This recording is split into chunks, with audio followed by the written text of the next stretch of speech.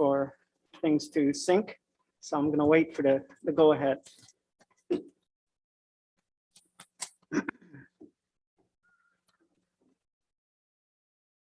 For things to sync.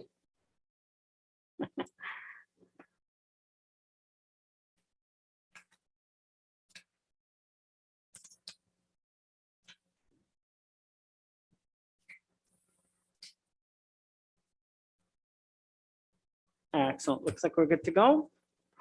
Madam Clerk, roll call, please. Oh, sure. Thank you, Mr. Warden. Good morning, Council. Councillor Mackey. No, just let me know. Present. Thank you. Councillor Gamble. Present. Councillor Burley. Present. Councillor Carlton. Present. Councillor McQueen sends his regrets. Councillor Little. Present. Thank you. Councillor Desai. Present. Councillor Patterson. Warden Hicks. Here. Councillor Clumpus. Councillor Keaveney. Councillor Body. Councillor O'Leary. Present. Councillor Woodbury. Present. Councillor Millen. Present. Councillor Soever. Present. Councillor Boardignon. Present. Councillor Robinson. Present. Councillor Hutchinson. Present. Thank you. We have all members in attendance with the exception of Councillor McQueen. Councillor Little is attending on his behalf. And we have Councillors Little, Desai, O'Leary, Boardignon, Robinson, and Hutchinson attending virtually. So good morning to all. And welcome Councillor Little again. Okay, we're going to turn next to the land acknowledgement. So we acknowledge with respect the history, spirituality, and culture of the Anishinaabe, the Six Nations of the Grand River, the Haudenosaunee, and the Wendat, Wyandot peoples on whose traditional territories we gather and whose ancestors signed treaties with our ancestors. We also recognize the Métis and the Inuit, whose ancestors shared these lands and these waters. May we all, as treaty people, live with respect on this land and live in peace and friendship with all of its diverse peoples.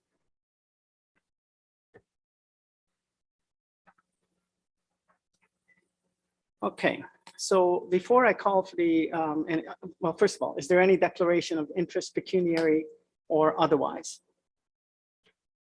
I do not see any hands. If one should arise during the course of the meeting, I would ask you to declare it at that time. Council, I'm just going to give you a warning or a heads up that I'm going to be a little bit pushy today, and I apologize in advance. We have a very heavy agenda, and I'm going to be trying to strike a balance between good, robust debate and trying to move on with our day as well. Okay. So the first item is item 6A, County Council and Committee of the Whole minutes, which are dated March 10th. I need a mover and a seconder. Moved by Councillor Carlton, seconded by Councillor Boardignon. Councillor Milne. Yeah. Thank you, Mr. Warden. And I would propose that that resolution CW 39-22 related to supplemental taxation contributions be separated from the minutes and deferred until after the presentation of CAOR-CC-03-22. I would so move. My apologies. I need a seconder for that. Seconded by Councillor Desai. Sorry, I'm looking at two sets here. I'll get you next. Is there any discussion on that motion? And I'll call the question. Although, sorry, discussion, sir. Councillor Soever. Yes, I'm going to be opposed to that because I think you know, it was in the minutes, and anyway, thank you. Thank you, sir. Point. Oh. For sure. A recorded vote has been requested for those people who might not have heard that. Councillor Desai, you have a question about the recorded vote or about? No, I point of discussion if I could. Oh, sure. Go right ahead. Thank you. Councillor Soever mentioned that he's opposed to this because it's already in the minutes. I would like to draw his attention to the fact that there has been a number of things that we have pulled out of the minutes and voted on separately because things had changed between when they were initially voted on and when it was pulled. So it's not, I mean, he's free to have his reasons for voting against it. I just do want to point out to other members of council that this is not it is not contrary to any procedural bylaw.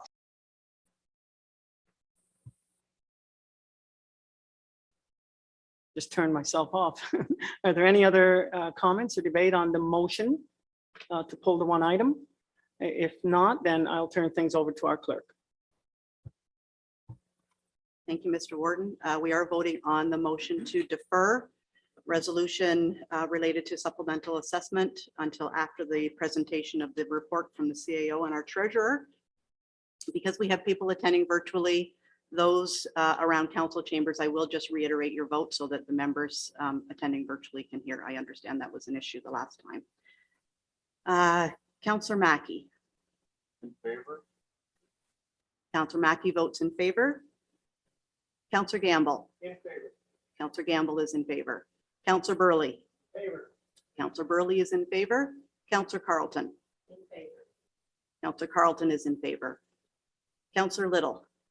In favor. Thank you. Councillor Little is in favor. Councillor Desai. In favor. Councillor Desai is in favor. Councillor Patterson. Councillor Patterson is in favor. Warden Hicks. Don't touch it, just tell me. Yay. Warden Hicks is in favor. Councillor Clumpus. Councillor Clumpus is in favor. Councillor Keaveney. Councillor Keaveney is in favor. Councillor Body.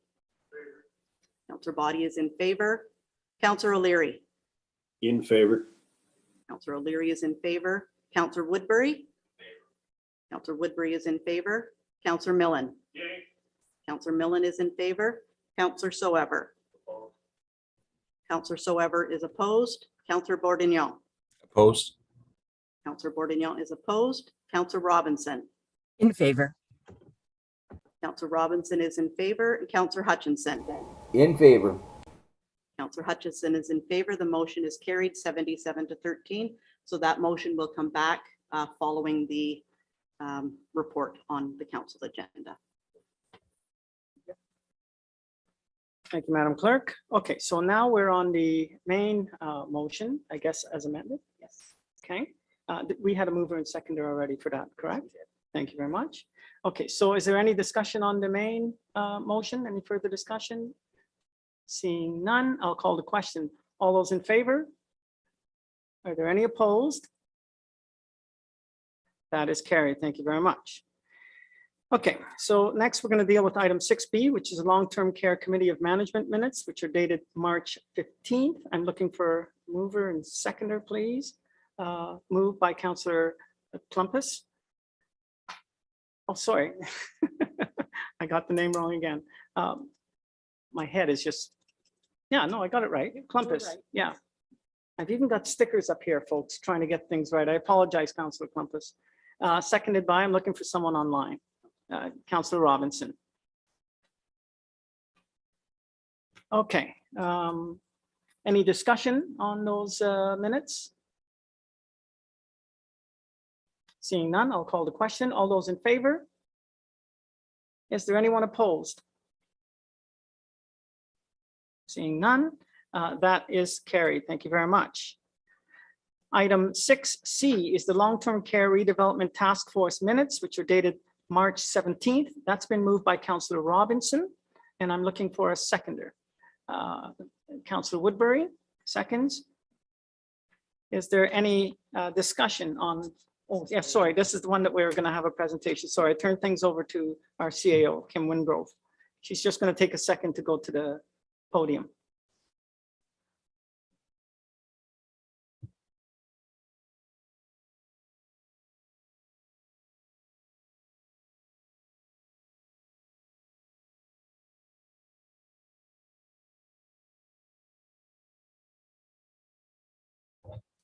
And Today feels like a bit of a watershed moment for Grey County as we seek council confirmation of the unanimous decision that was taken by the Long-Term Care Redevelopment Task Force to move forward with the redevelopment of the Rockwood Terrace site. This morning's presentation is a slightly updated version of the one that was presented to the Redevelopment Task Force last Thursday. And there are a number of staff who will take part this morning, but we want to make sure that you get your questions answered. And we thank you for the opportunity to present this information to everyone. So the project status, as noted on the slide, the project continues to be well managed by Colliers, our project management company, and the timeline to complete the project remains the summer of 2025. Kasian Architects has undertaken extensive consultation with our own staff, with residents and the Family Council, and with various subject matter experts to provide an overall layout for the site, as well as a preliminary design for the long-term care home. The county is overseeing the necessary reports for site plan completion and the necessary planning work to move the project forward. As required by the project management contract, a cost consultant, Turner & Townsend, was retained to provide a preliminary or Class D cost estimate for the project, which, as they note, is accurate to plus or minus 20 to 30% at this early stage. As the work continues to develop more detailed designs, these costings will be further refined. Class B, Class C, all the way to Class A, and the Class A most accurate costing will be the one that will be part of the construction tender if we continue on with the design bid build process that we currently contemplate. The task force and council will need to approve that final costing and the release of the tender before the project moves forward. So as part of the work to get to this point, we also asked another division of Colliers to examine the potential of doing a P3 or public-private partnership and whether there was going to be merit or value to the county for undertaking that. So we will talk about that at the end of this presentation. Colliers did provide detailed analysis of net operating and capital requirements for the models that we'll be considering today. For now, the consultants require direction on the overall scope of work that they should move forward with and confirmation of the project and procurement model that we're going to use. So I'm going to take you, this is the proposed site plan, and I apologize that it's a little bit small to read, but you can see the way the site is laid out. And just to kind of help to orient you, the existing Rockwood Terrace would be off the top of the page and to the right-hand side. To the left at the top is the elementary school. To the far left off the page would be the curling club, etc. in Durham. So that's kind of where we are at. And you can see that they've got 4 things numbered on here. Number 1 is the long-term care home. So 128 beds, more than which the current Rockwood Terrace, as you remember, is 100. So 128 beds, 2-story building, and 98,000 square feet for that. And then directly in front of it, so fronting on those street extensions, this is South Street that runs in for the extension of South Street that runs in front of this. You've got a 3-story building. The first floor is what we'll be referring to as the Village Square. And that is 20,000 square feet of retail and commercial space. Above that are 2 floors that will be used to house 40 units of assisted living. And that's roughly 46,000 square feet up there. Rounding out a full campus of care is building 4 off to the left, a 3-story, 60-unit apartment building, just over 60,000 square feet. And the current plan would see that as 45 units of market rent and 15 affordable seniors apartments. So the questions that we need to answer that we approach the redevelopment task force about are, what is the scope of the project that you want to move forward with? The long-term care only, long-term care assisted living in the Village Square building, or a full campus of care that includes those seniors apartment. Second, as I've already mentioned, what's the procurement model that you want to use? We're contracted with Colliers and KZN for design bid build, or what they call the stipulated sum contract. Do we want to move to a P3, and that P3 model is available to us depending on the scope of the project? So thinking about how best to determine the scope, and we did work through this with Colliers and amongst our staff team here, but trying to determine what would best meet the needs of the residents and the staff. Can we eliminate or change aspects, but still maintain the quality that we want in a final product? What's the impact to the overall construction plan and the design if we choose one option over another? What can we afford? What are the financial impacts of delaying the independent living or seniors apartments because they're a separate building unto themselves?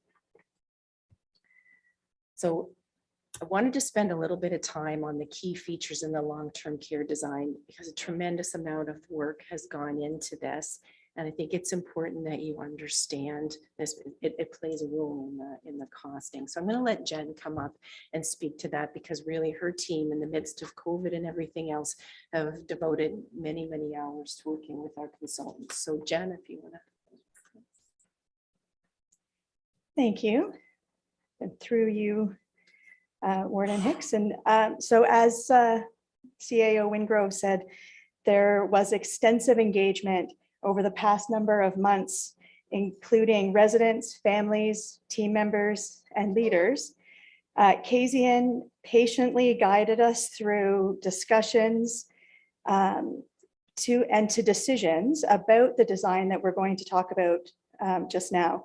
They asked many, many questions, helping to tease out the priorities for each of those groups involved. So in looking at room design, the design that is proposed today really features resident privacy, affording residents their own individual space. Okay.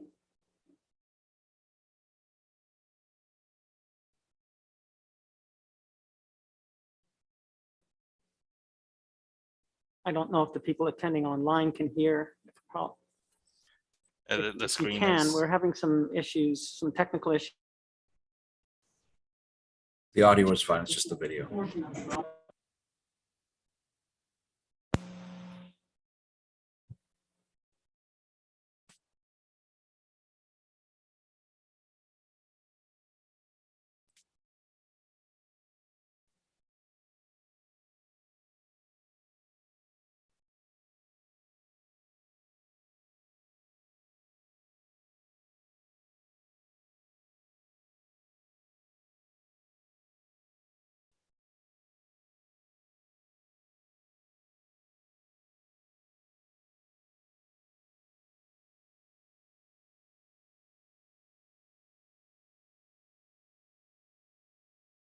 Okay, so it looks like we're back up and running again.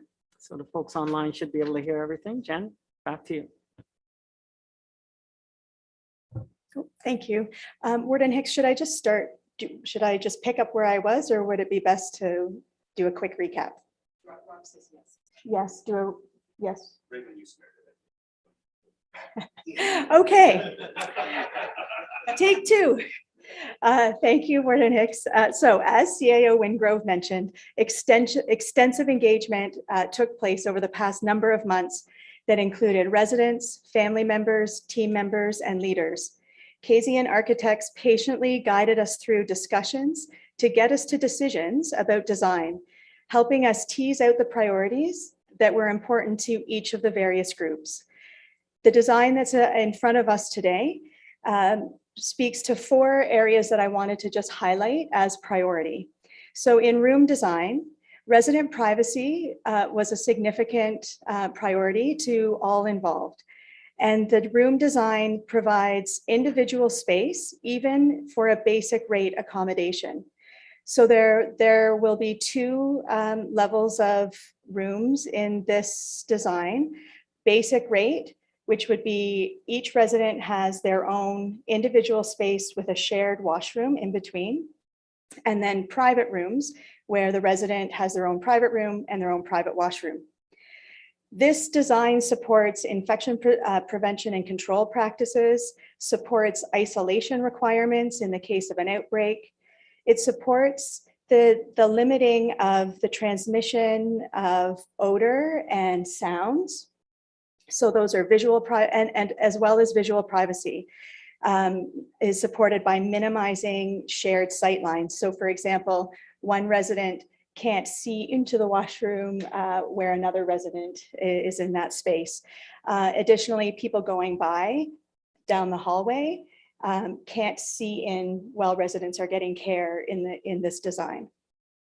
Staff safety is also supported in this design in, for example, that there is additional space or enough space on either side of the toilet to provide support where there's perhaps two staff supporting, or one side is a best support than the other. Dining room enhancements is another area that we spent a lot of time talking about. This design proposes a larger dining room space that's modified to support two smaller dining spaces. So each resident home area provides home for 32 residents. And the home area is divided into two pods of 16. And there is lots of evidence that shows that smaller grouping enhances the life experience. It still supports community feeling and engagement and socialization, but minimizes the amount of noise, the kind of overwhelming social interactions that might come from hanging out with 32 people all at the same time. And so the dining space provides a little bit of extra space so that there's two small groupings of 16 residents eating together. It also supported additional space for the safe storage of wheelchairs and walkers. And for anyone who uses or relies on a device to support their ambulation and their mobility, it becomes a part of who they are. And it can be very concerning when you get to your seat and your walker is whisked away and you're not sure where it is. And you want to be able to access it easily. And so this was something that was really important to the residents and to the staff. Infection control goes without saying. We've spent the last 26 or so months talking about infection control, containment of disease, infectious diseases, and we wanted to make sure that there was enough discussion about how to support safe practices for the residents, for their family members and their visitors, as well as for the staff. Some examples in this design are the laundry system. It's called a barrier system. And it's a distinct separation of contaminated or dirty, contaminated on one side and clean on the other in a separate room. As I mentioned, in room design, the infection prevention and control in rooms is more easily supported in that there's less crossover of residents going into other resident spaces to get to somewhere they need to go. And finally, laundry chutes are included in the design, which minimizes the contaminated laundry being carried throughout the building. And finally, possibly most important is the community feeling. And this was discussed in every category. So it didn't matter what topic we were talking about. We applied the lens of community and home-like feeling and what was important. So this design features nooks and seating alcoves for residents to gather for visits with each other and or with their visitors, both inside as well as outdoors. It provides cognitive stimulation stations and few to no dead ends. So there's natural walking paths throughout the home areas and throughout the building so that it supports people who want to go out for a walk. But it also minimizes the case of residents going out for a walk and ending up in someone else's room. The design has no bedrooms at the end of the walking paths. And that's something that if you move into a congregate setting, you want your space to be yours and you want to feel like it's yours and other people aren't coming in. And design is a great way to support that naturally. And then finally, natural walking routes that support residents, as I said, that enjoy wandering with no resident, oh, I just said that. And then finally, the outdoor space is also features a lot of community gathering opportunities with gardens, opportunities for gardens, both vegetable, flower, people watching, natural gathering spaces, and really bringing that community feeling together. So that's my summary of the featured priority points, and I'm happy to take any questions if there are any, or pass it back. Okay.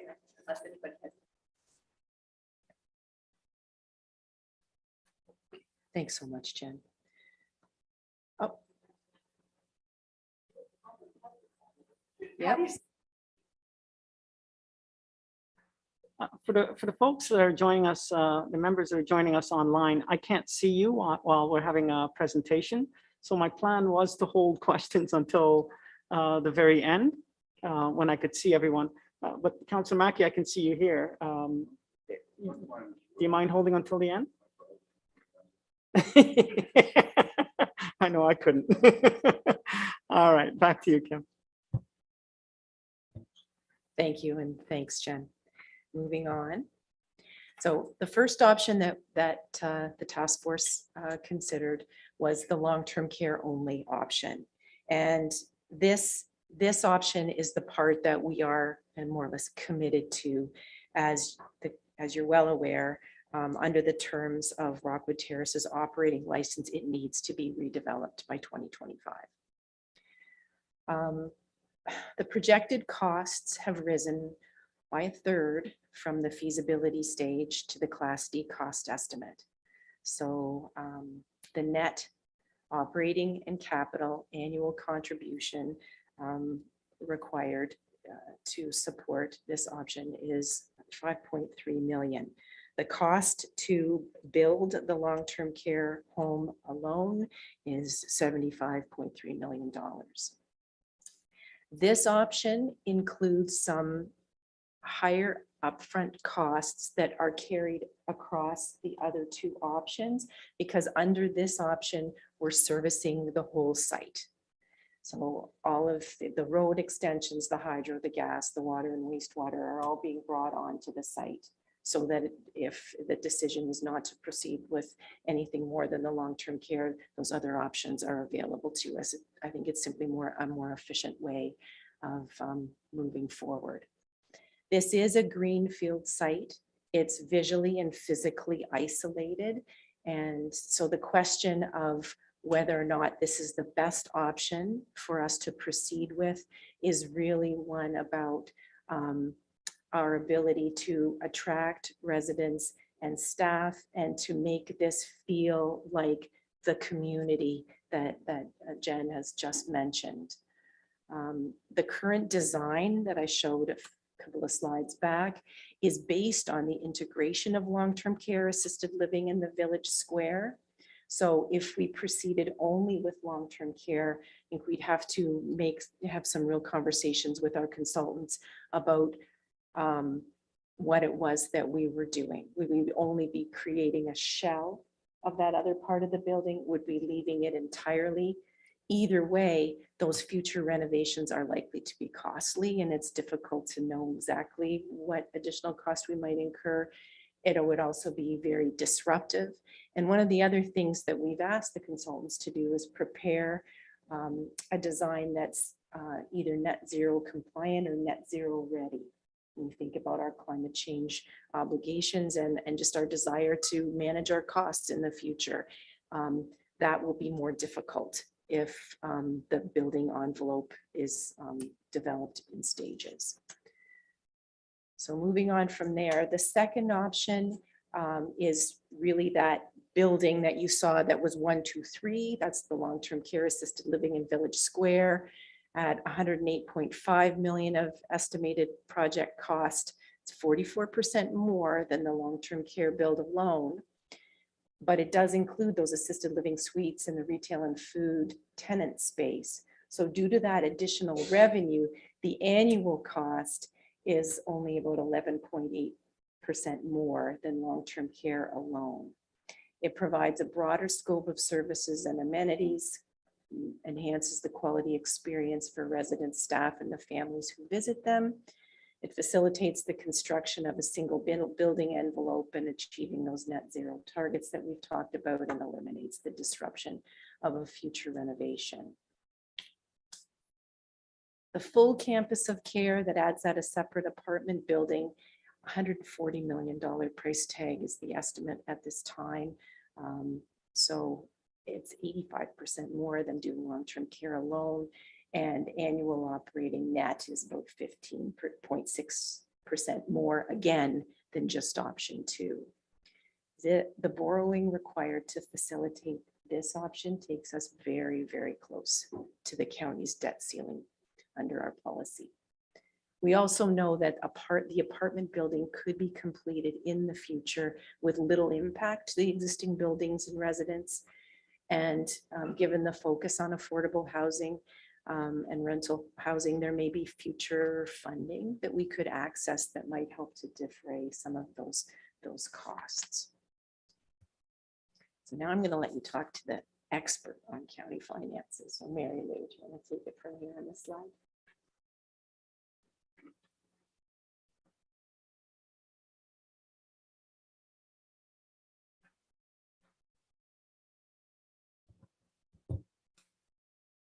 Thank you, Kim.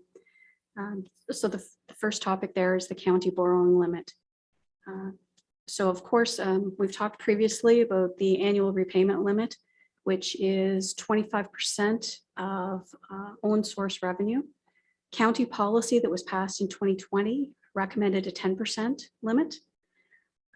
The Municipal Affairs Financial Indicator Review currently shows us in a low category because we're less than 5% of debt servicing as a percentage of total revenue. They classify a moderate as to the 5 to 10% range, and a high is greater than 10%.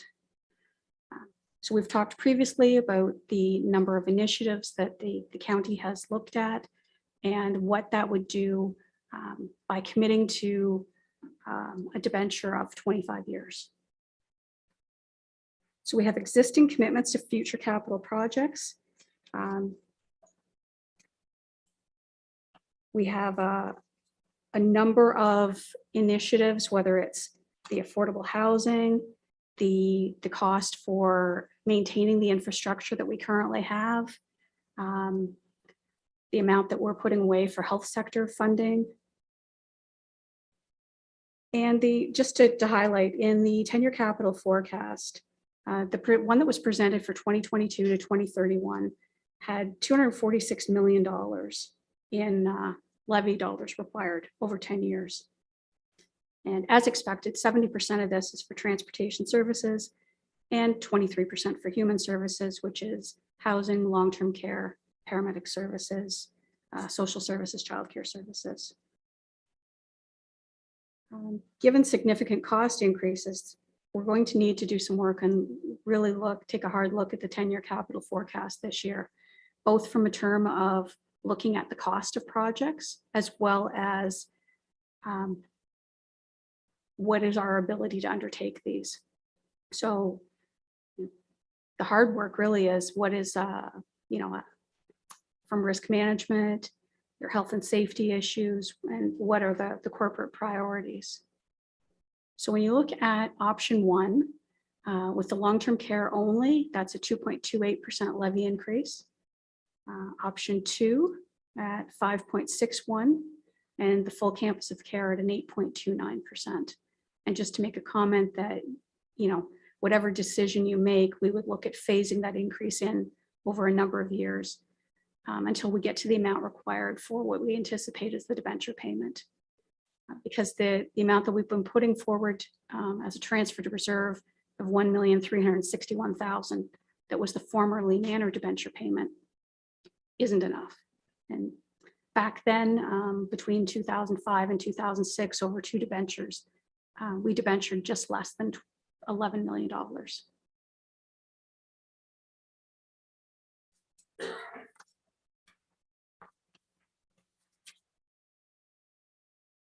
Thanks, Mary Lou.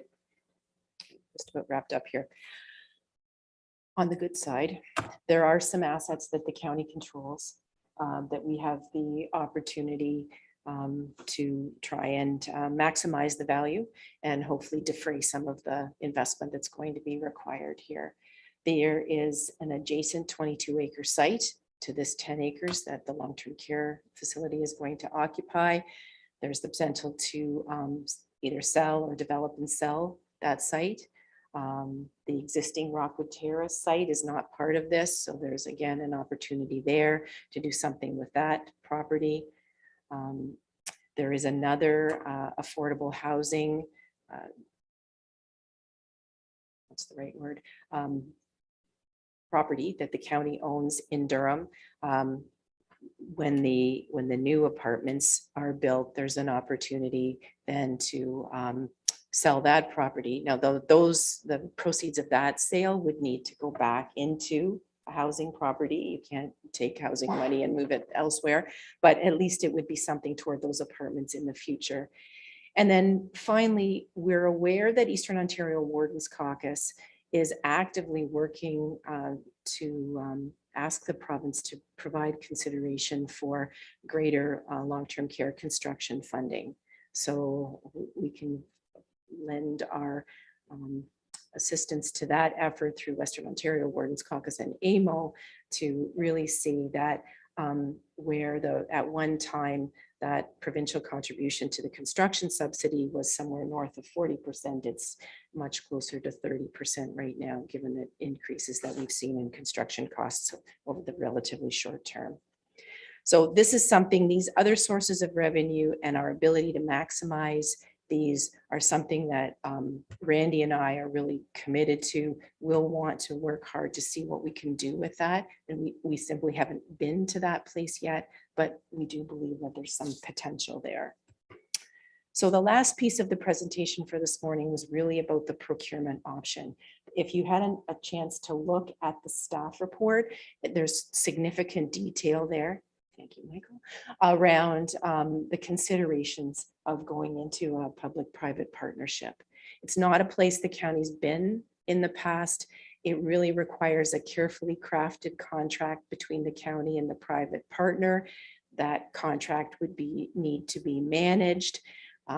You're into a long-term relationship with someone, and there, as we've already seen in long-term care, there can be times where adjustments need to be made to the facility, and those public expectations about the fact that you're on top of those things and they happen quickly aren't very flexible. Your partner would need to be as motivated as you are. It's difficult to write a contract that can provide that level of assurance. As well, the operating and maintenance aspect of a P3 that would go on for the life of the agreement kind of turns over every 5 to 10 years. So where you start might not be where you end up 10 or 15 years in. And sometimes getting out of these things is very expensive. So there just seems to be a lot of uncertainty. It would require additional resources here. And the consultants were able to find one other example where this had been done. It was in Newfoundland, and they were able to gain about a 10% saving by doing this. Given where we are and the amount of uncertainty, as staff, we're not really recommending that's an option, a good option for us. So that's the end of the presentation. And as I say, we were grateful to the task force for all of their consideration. They asked a lot of excellent questions, In the end, it was voted unanimously that we would proceed with option 2, which is the long-term care, village square, and assisted living. And staff and I are here to answer any other questions that I might not have covered this morning. So thank you. So thank you very much, Kim and Jen and Mary Lou. We'll turn now for questions and discussion from council. Councillor Mackey, we'll start with you. I know that you had a question. Thanks, Mr. Warden. Probably more of a comment than a question. First, like to thank Kim and Jennifer and all the senior management with long-term care and the staff for the work going into the new design. I think all the members of the redevelopment were really impressed with the amount of time and effort and thought that was put into it to make a better, place to live for people, infection control, all those measures that were taken into consideration. Probably as someone that was beating the band all the time around a campus of care, I still believe that opportunity is there up the road. But, based on the finances, the committee certainly had really good discussions about what can we afford right now. Having the ability to have assisted living on the same site, I think was probably a compromise for some members of the committee. I think everyone knows that we've all had different views on where we should go with long-term care and how much more we should get involved with. But at the end of the day, as Kim mentioned, we were all unanimously in favor of going with option 2, which was a compromise. Kim did mention that Randy and his team are looking at the potentials of that site development, and up the road, there certainly could be the opportunity for, condominiums or other aging in place type facilities that could utilize and piggyback off of what we've got. So anyways, sitting on both long-term care redevelopment and the committee of management, I've really appreciate the amount of information that Jennifer has provided and the other executive directors, and just feel that we're all in a lot better position to make decisions. And I certainly support, the number 2. And, as Kim mentioned, we talked in depth about the private partnership and, giving up, maybe a 10% savings and giving up the control and how to thus go forward. The committee didn't think that the potential 10% was worth losing the control that the county has now in their long-term care facilities. Thanks, Mr. Warden. Very much, Councillor Mackey. Councillor Robinson, you'll be next. Thank you, Mr. Warden, and through you, I do want to thank all of staff and the consultants, and certainly the long-term care redevelopment task force for their due diligence, and expert questions that were brought forward during the planning designing phase, and also the discussion that we had with regard to options 1, 2, and 3. Certainly, this is as our CIO had identified, a watershed moment, but certainly a significant moment for Grey County in terms of developing a long-term care home that has enhancements to the quality of life and also the community feeling for our Grey County residents. This is an opportunity where we are able to look at all the new standards and everything that has been learned through the other orders of government, and certainly Grey County, for quality of life of residents in terms of privacy, infection control, recreation, leisure activities, and just overall community life. And it certainly was a grand discussion many times at our long-term care redevelopment meetings. And we sought collaboration and ended on a unanimous recommendation that is before County Council today. And I would encourage County Council colleagues to support the recommendation and the motion at hand. Thank you. Thank you, Councillor Robinson. Don't see any other hands. Oh, I apologize, Councillor Soever. Yes, thank you, Mr. Ward. So I'm a bit surprised that as we go in more into the campus of care, that the net costs go up. Throughout Ontario, long-term care companies as well as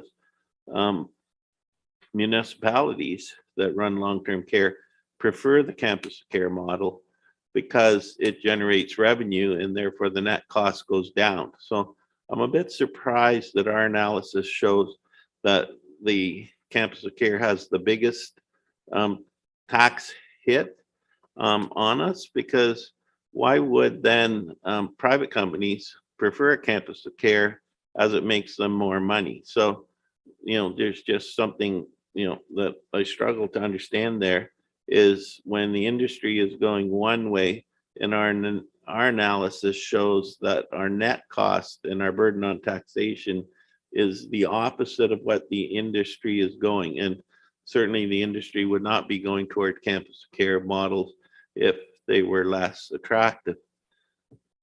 The other thing I am concerned about is the cost has gone up substantially.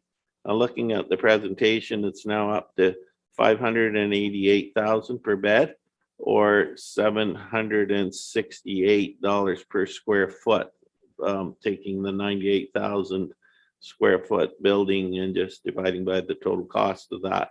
And also the assisted living would come in at $721 a square foot, which compared to projects that have been recently announced as late as October 2021, the extended care in Sittsville was coming in at quite a bit less than that, $298,000 per bed and $490 per square foot all in.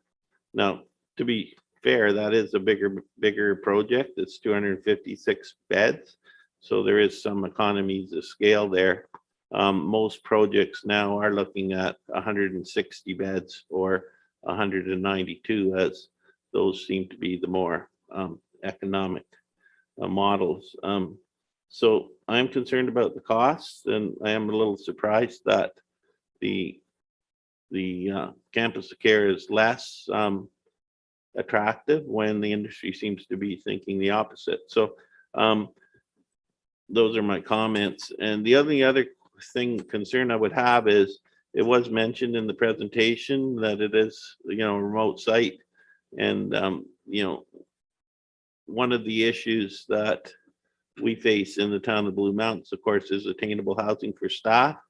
128 bed unit would require 128 staff roughly. So, is there the attainable housing nearby to accommodate the staff? That is why when we were putting out our RFP for our campus of care that we're asking private developers to bid in the town of Blue Mountains, we are including attainable housing on the site, because we do think that competition for staff will be very important in the future, unless there's a huge change in the salary levels of long-term care staff. Given what we're seeing happening to housing prices throughout Grey County, more so in our end, but it's coming this way for sure.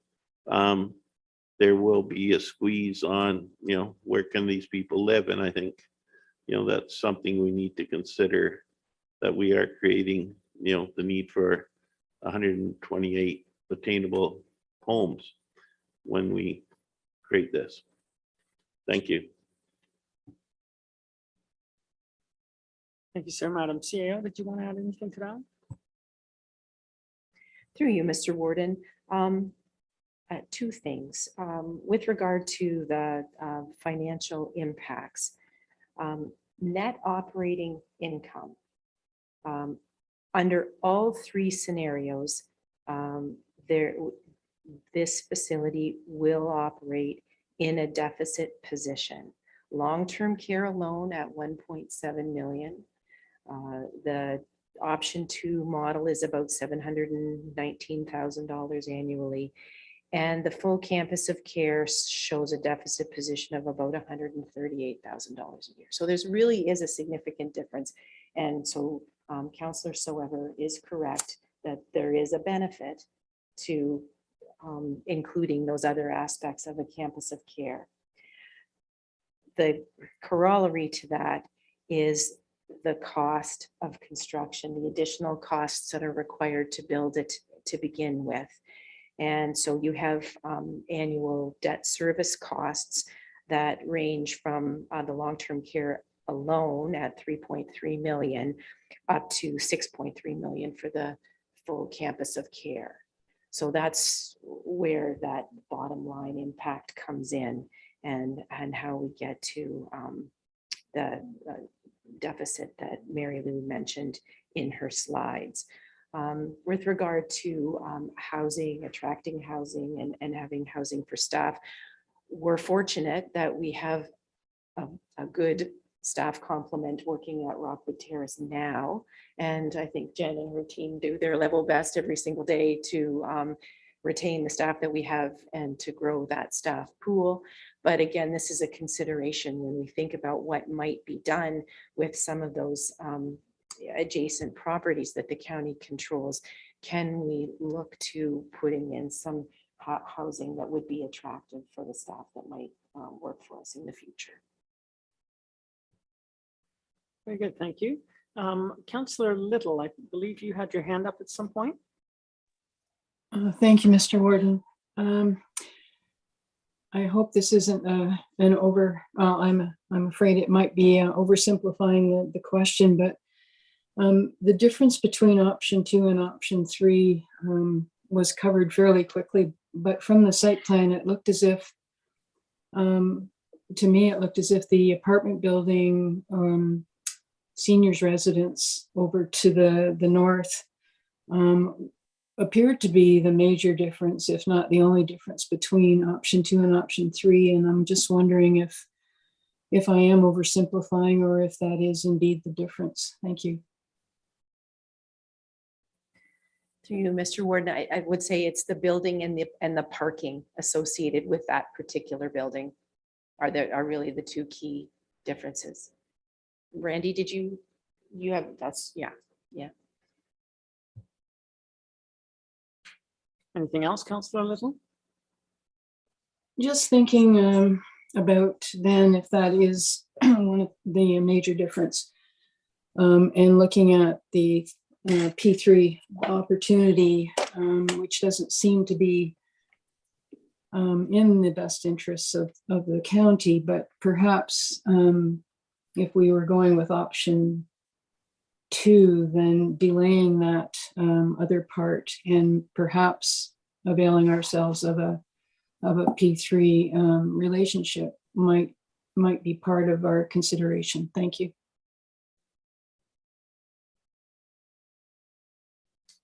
Okay. I do not see hands online. I do not see hands in the room. Oh, there is a hand. Councillor Burley. Thank you, Mr. Warden. I'm very proud to be part of a task force committee that were united in our decisions on this very important issue to move the county forward. And I'm going to ask for a recorded vote on this issue, please. Thank you. Very good. I think it is time to call the question. So I'll turn things over to our clerk. Thank you, Mr. Warden. No, I'll provide that. So you are voting on the minutes of the Long-Term Care Redevelopment Committee from March 17th and the resolutions contained therein. Okay. Councillor Mackey. Nope, just tell me. In favor. Councillor Mackey's in favor. Councillor Gamble? Councillor Gamble is in favor. Councillor Burley? Favor. Councillor Burley is in favor. Councillor Carlton? Councillor Carlton is in favor. Councillor Little? In favor. Councillor Little is in favor. Councillor Desai?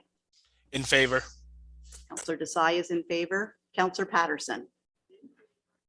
Councillor Patterson is in favor. Warden Hicks? Yay. Warden Hicks is in favor. Councillor Clumpus? Councillor Clumpus is in favor. Councillor Keaveney. Councillor Keaveney is in favor. Councillor Body.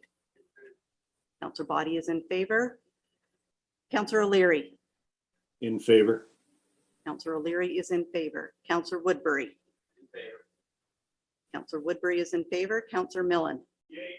Councillor Millen is in favor. Councillor Soever. Councillor Soever is opposed. Councillor Boardignon. Opposed? I'm sorry, sir, opposed? Opposed. Thank you. Councillor Robinson. In favor. Councillor Hutchinson. In favor. Sorry, Councillor Robinson and Councillor Hutchinson voted in favor. The motion is carried 77-13.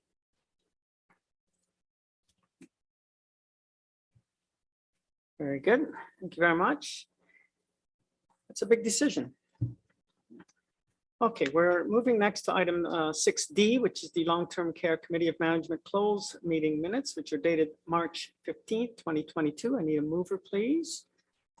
Moved by Councillor Burley, seconded by Councillor Hutchison. Is there any discussion on that? Oh, we'd have to go and close it, right? My apologies. Okay, I'll just call the question then. All those in favor? Any opposed? That is carried. Thank you. We have no closed meeting matters. We're on to item 8A, which is the Board of Health minutes dated February 4th, 2022. Need a mover, please.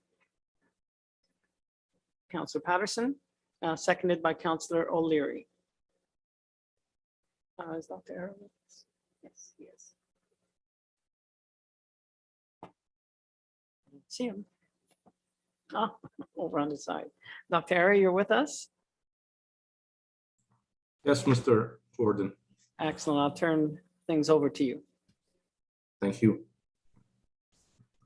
Mr. Warden, I recognize your initial note of limited time this meeting based on the amount of work or workload in the meeting. I'll be precise because of that.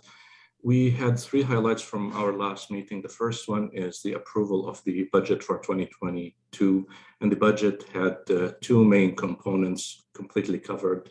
The first one is the response to COVID, continuing monitoring, and response in case there is a surge or waning immunity requires mass immunization.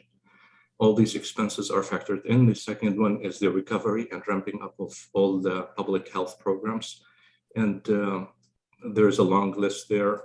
The next item can cover some of them. I trust it will be good news for the county and the municipalities that all these expenses require no additional county funding. And I trust that it is welcome news as we know the municipalities have been through challenges financially during the pandemic, and every organization efforts to be efficient counts. The second item in the board meeting was about building a brand for public health locally. And there is good news there that people will hear about over the coming year as part of this strategic plan to build a brand or augment the portfolio of public health. And the main item in the board meeting was the strategic direction. And I wonder if I get your permission to share one slide, it will make it even shorter presentation and save some time. All right, ahead. Thank you. So this slide shows the 1-year plan, the 3-year plan, and the 15-year plan. And the 1-year plan, as I mentioned, it will have continuing monitoring and response to COVID. And if there is a need for a rollout of vaccine mass immunization, we are ready for it without even the declaration of emergency. I believe all these resources have been ramped up.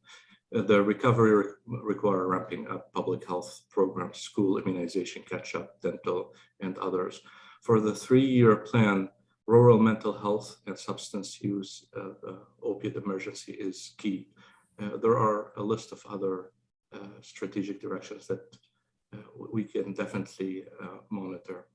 And in the 15-year plan, it is Center of Excellence for Public Health, and it is our Northern Star metric in the planning for management for strategic direction and the operations of the health unit. And it's worth mentioning in the 1-year plan, the last item here, we pivoted to, unfortunately, during the war in Ukraine, there is a potential to have newcomers to Canada and to our area, and how we can position ourselves for success to support these individuals when they arrive. We've already pivoted to start planning for that. That's my update, Mr. Warden. Council, open to questions as always. Thank you very much, Dr. Aaron. I didn't mean to rush you along. Looks like my words were effective, scaring people. No. Questions or comments from anyone around the horseshoe or online? I do not see any hands up, Dr. Aaron. Thank you very much for your update. Thank you. And I know that Councillor Patterson has already informed me that she does not have an extra update. So with that said, it's perhaps time to call the question on the motion before us. All those in favor? Is there anyone opposed? That is carried. I'm going to suggest we take a break now and come back, let's say at 10:15. Excuse me, 11:15. Sharp. We'll see you all then.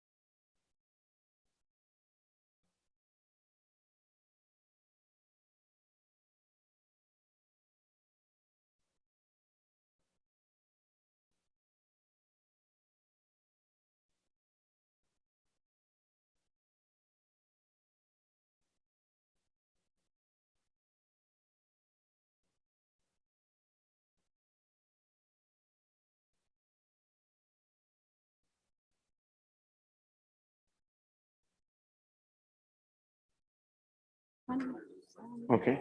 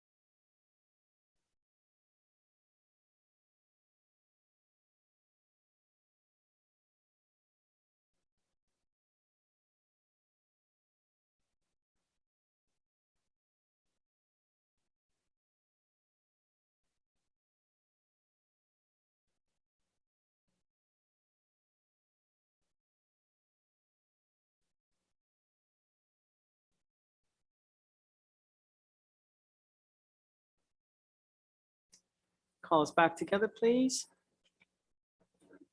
We have a quorum, excellent. We're now dealing with item 8B,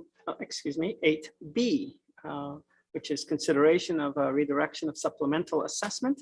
I need a mover and second to put the motion to receive a report for information on the floor. Moved by Councillor Clumpus. And seconded by Councillor Woodbury. So there will be a report. Yes, no worries.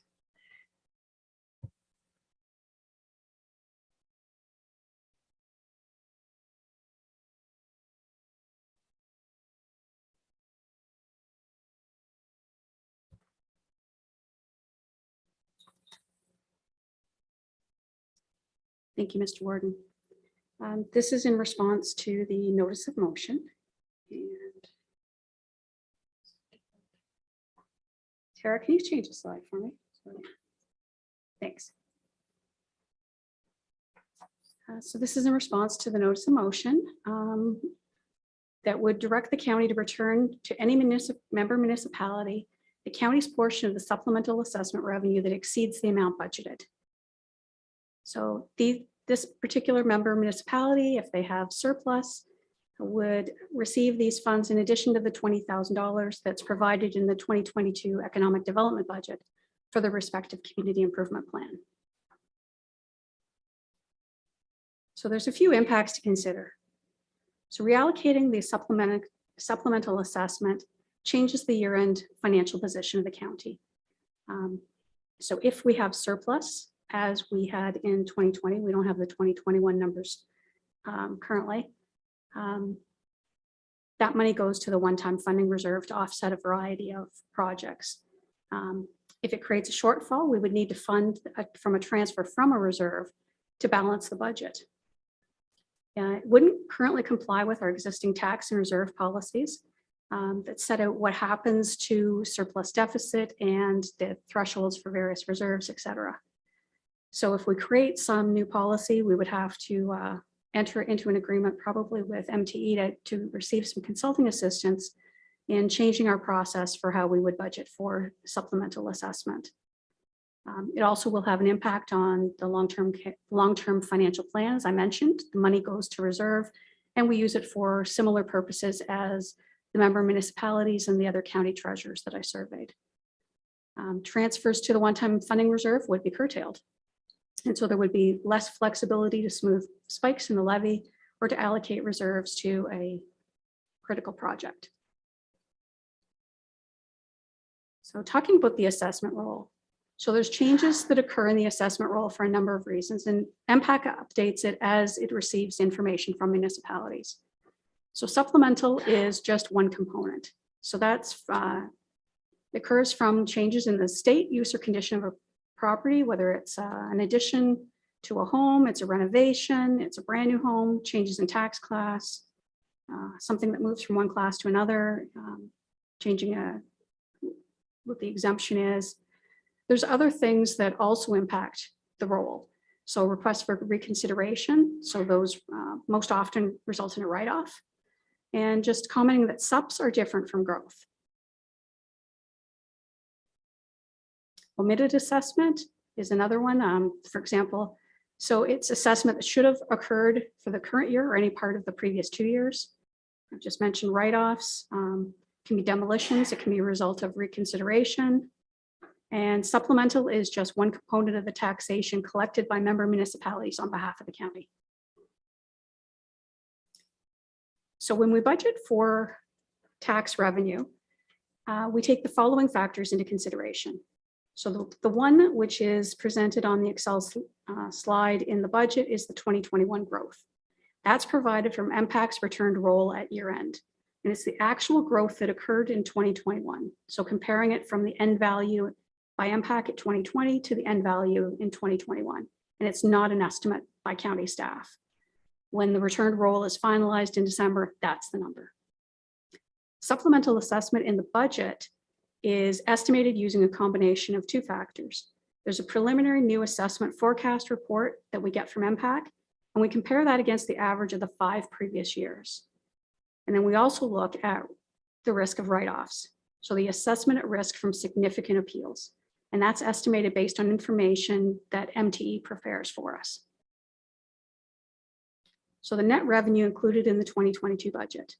The Excel slide in the budget shows the assessment growth, which is from the returned roll from MPAC at just under 1.2 million. We budgeted for just over $1 million in supplementary. There's payments in lieu of taxes of just over $10,000. So that's 2.248 mil. And then we have write-offs that we've budgeted of just over 667,000. So there's a net budgeted revenue of $1.6 million. Then we talk about how taxation is used that comes in excess of budget. So at year end, the funds are transferred to the one-time funding reserve.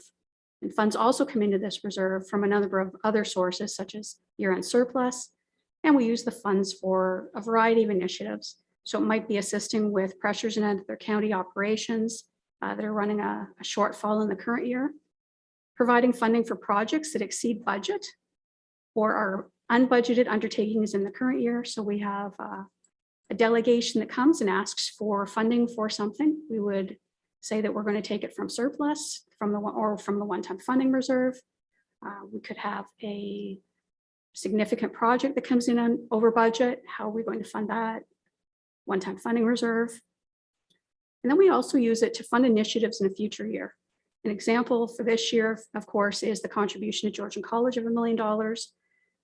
The money that's being taken out this year from the one-time funding reserve to assist with the grading and stone dusting, the county trail network, and the money that was used in the 2021 budget, where we took 1%, which was $630,000 roughly, from the one-time funding reserve and transferred it to the affordable housing reserve. And it's also used for other corporate purposes that's identified by council. As I mentioned, I did a little survey of what others do. The county treasurers that responded indicated they budget for subs and write-offs based on comparing with the 5 years previous actuals. And as we do, any surplus is used for in-year deficits or transferred to a stabilization reserve. The member municipality treasurers that responded indicated surplus typically goes to reserve, most often tax stabilization and or capital. So under the current process, we just used 3 municipalities, simple numbers. So we're budgeting for supplemental revenue of $180,000. It comes in overall between the 3 municipalities at $220,000, $40,000 surplus. That goes to the county, and it's retained in the one-time funding reserve. Under the proposed process, the same 3 municipalities, municipality A comes in $20,000 higher, B comes in 20,000 under, and C comes in 40,000 over. We would write a check to municipality A for $20,000. We would write a check to municipality C for $40,000. And there's no repercussion to B, who came in under budget, and that would result in a $20,000 county deficit that we would have to fund from some means. Typically, we would be taking it from a reserve. And just a few comments on what can be done to improve the assessment roll, because the question has came up. So MTE has done an assessment roll audit that was participated in by all the member municipalities. And I will say, with the exception of the city of Owen Sound, because they had paid for their own audit, they had went out to procure the service prior to the county signing with MTE. So we paid for the audit, and it's to improve the quality, accuracy, and completeness of the assessment roll. There's minimal work to the member municipalities, and that was the goal when we asked the local treasurers whether they were interested in this service. Because it wasn't to shame and blame, and it wasn't to create work for them because they're all busy. We know that. So MTE runs analytics, and they could produce a report that says, here are the anomalies, and it might be something that looks like it's in the wrong tax class, something where the assessed value looks very low, all the anomalies. And so what they will do is they're going to send a spreadsheet to your treasurer, and it'll have a list of properties that they recommend that they will work with MPAC to review. So the local treasurer says yes, no, Or no, I know why that one looks this way. It's fine. Oh, by the way, here's a couple I think they should look at. Can I add those? MTE will work on the behalf of the member municipality, and then they're going to report back in the fall, providing updates on the changes to assessment and revenue as a result of the audit. The other thing that MPAC has come out with is it's a new tool that they're calling Permit Pulse, and they're working with 2 municipalities, I believe locally right now. So it provides a municipality's building department with the permits, counts issued, and what they can do is compare this against their permitting system and work with MPAC to reconcile. So if they believe that they've submitted something and it hasn't come on the roll, or they'll say, you know, we should have more, that's between them and MPAC. The question has come up before, could the county participate in this? The response is, we don't have your building permit information. That's between you and your building department and your treasurer. And quite honestly, the county shouldn't be meddling in your business there. MTE can also provide an analytics on permits to advise of areas requiring attention. I didn't get a price on that. In the call, it was mentioned, and I didn't get a sense from the member municipalities that they were interested in the county pursuing that.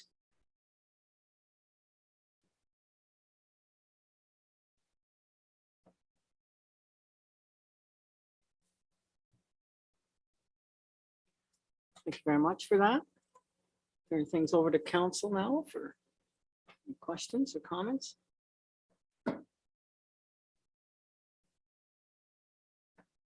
Councillor Swever. Yes, thank you, Mr. Warden.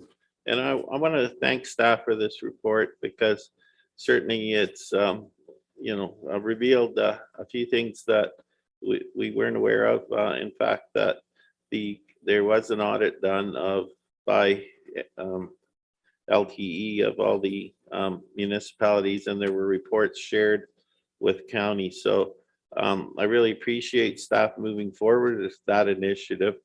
That was something we brought to County Council, a resolution from Town of Blue Mountains, February 25th, just over a year ago.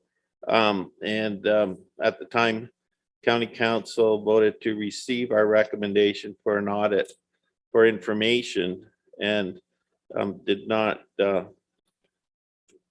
my amendment to have staff directed to undertake an assessment of the potential shortfalls was not passed. So I want to thank staff for having the initiative to go ahead and do that in spite of the council. And I think it's very interesting. And for those of you who haven't read the report for your municipality, I think you'll find them very informative. We thought we were doing quite well at the Blue Mountains, but the report did indicate some additional opportunities to find additional assessment. And, you know, we started this term of council in the Blue Mountains. Prior to that, the previous 3 years, we have captured 65% of the value of our building permits. Over the last 3 years, we've captured 169% of the value of the building permits, largely because we've been catching up and looking at land that has changed classes. So that effort to move up from 65% if we had stayed at 65%, every year this county would be receiving $2 million less in tax revenue at the current tax rate. So that's $2 million every year that effort to increase the amount of assessment we find is producing for county. And that represents about a 3% on the county tax rate. The county tax rate is 3% lower today because we went on that campaign to find our missing assessment. So, you know, I urge all of the other municipalities, regardless of how the motion goes, to, you know, follow up on this report. You'll find the report's very interesting. As Mary Lou said, they don't reach any conclusions as to how well you're doing, They're merely a listing of all the properties where there might be opportunities. And I was surprised how many there still were in the Blue Mountains. So that being said, everything that Mary Lou says is correct. And there would be some impact on county finances. But what is not there is the fact that if we all work really hard at finding the missing assessment, we'll have more revenue in the long term. And that the transfer to the community improvement plan is for the 1 year only, but that assessment stays on the books forever. So even though, yes, you've given up the excess that the municipality found for the first year, and that does have an impact for that 1 year, because this is a powerful incentive for lower tiers to go find all their missing assessment. That additional revenue will be there every year going forward, and it will not be returned in subsequent years. It's just for the first year. So, you know, I think it is a powerful tool, and it's not leaving the county either. The money is going into a local community improvement plan, and these improvement plans are designed to benefit not only the lower tier, but the county as a whole. And that's all I have to say. And once again, I thank staff for taking the initiative and going forward with the audit of the tax rolls to be able to demonstrate to the local municipalities how much there is to find. Thank you, Councillor Soever. Councillor Mackey, you're next. Thanks, Mr. Warden. I too would like to thank Kim and Mary Lou for bringing forth this information. I feel like I need to apologize for not asking for this information before I made a decision to support this a couple of weeks ago. No decision should be made without a report from our staff to know what the implications are. So I appreciate this information coming forward, and I've changed my mind. Thank you, Mr. Warden.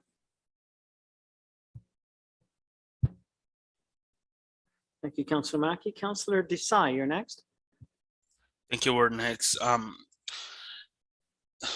I didn't support this last week, and I still don't think I can support this. I do want to thank Kim and staff for the quick turnaround on this report.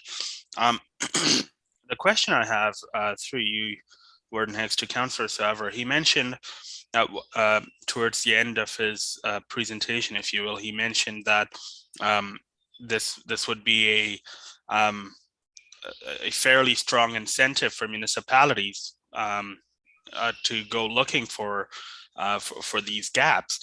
My question for you, is it not a strong enough incentive that the municipalities also see an increase to their revenues, not only for that 1 year, but for years following that as well? Because if I understand this correctly, municipalities also benefit from increased assessment. So whether they get the supplementaries back from the county or not, there is still a strong incentive for them to go looking for any missed assessments. Thank you, Councillor Desai. I'll go to Mary Lou perhaps, and then I'll go to Councillor Soever for comment.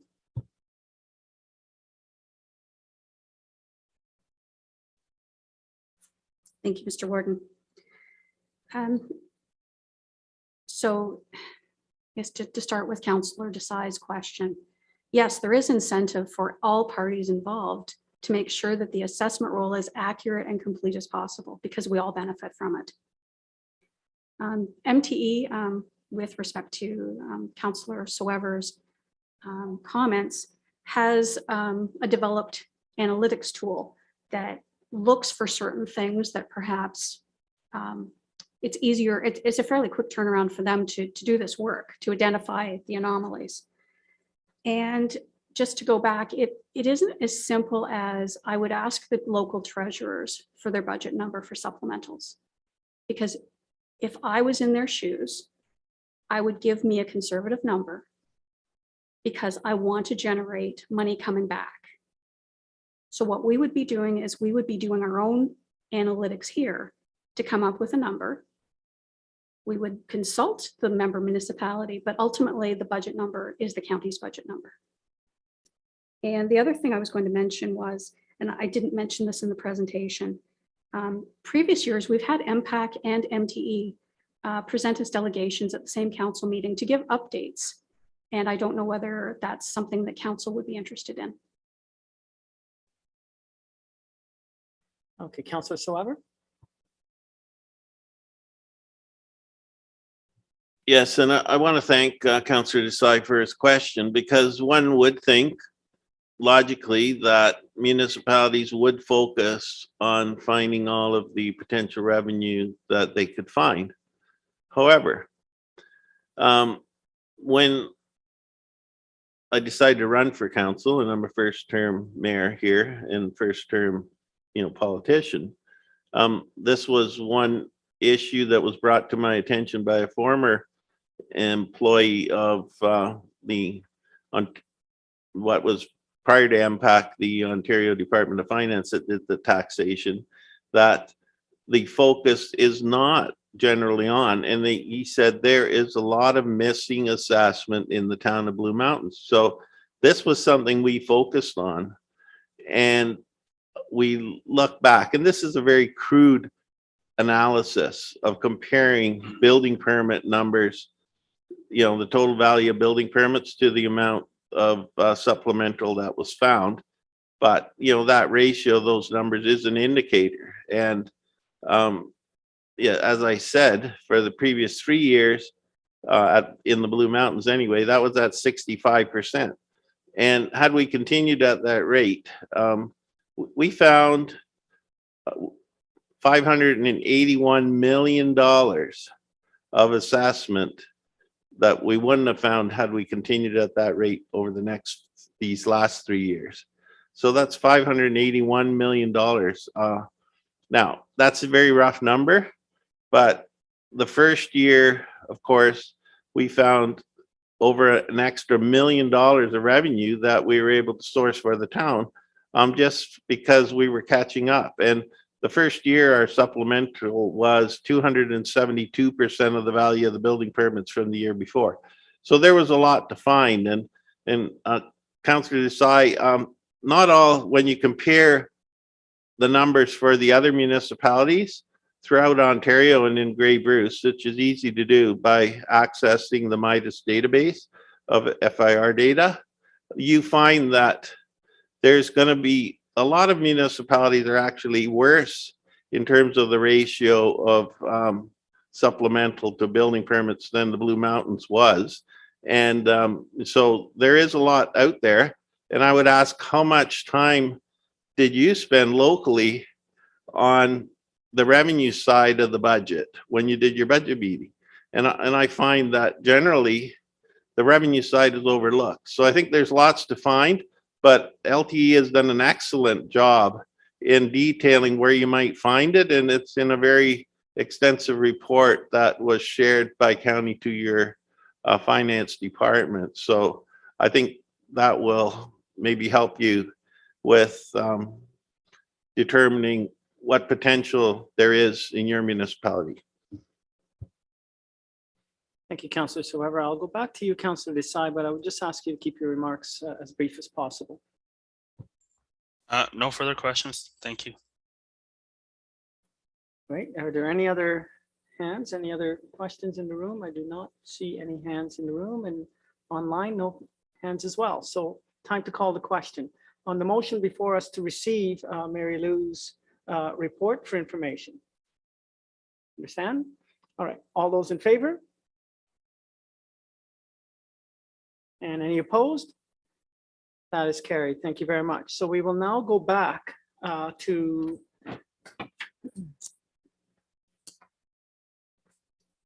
item 6A. We had pulled CW 3922. So we're going to go back on that item. Do we need to put that up for council, or? It's in your package. Yeah, it's in the minutes. Yeah, so it is the motion that was the item CW 3922, which is moved by Councillor Soever and seconded by Councillor Boardignon with respect to we all voted on municipalities diligently work with MPAC to capture all assessment, and that all lower tier municipalities have well-financed community improvement plans. And it was that motion resolved in any year in which a lower tier delivers more than its budgeted amount of supplemental taxation as projected by the county budget, such excess revenue would be contributed to the lower tier and go towards their community improvement plan. So that's the one that we're either voting to confirm it or to not confirm it. Am I correct? Correct. Okay. Is there anyone needing clarification about that at all? No. Okay. Yeah, we do need thank you very much. We need a mover and a seconder to get things going.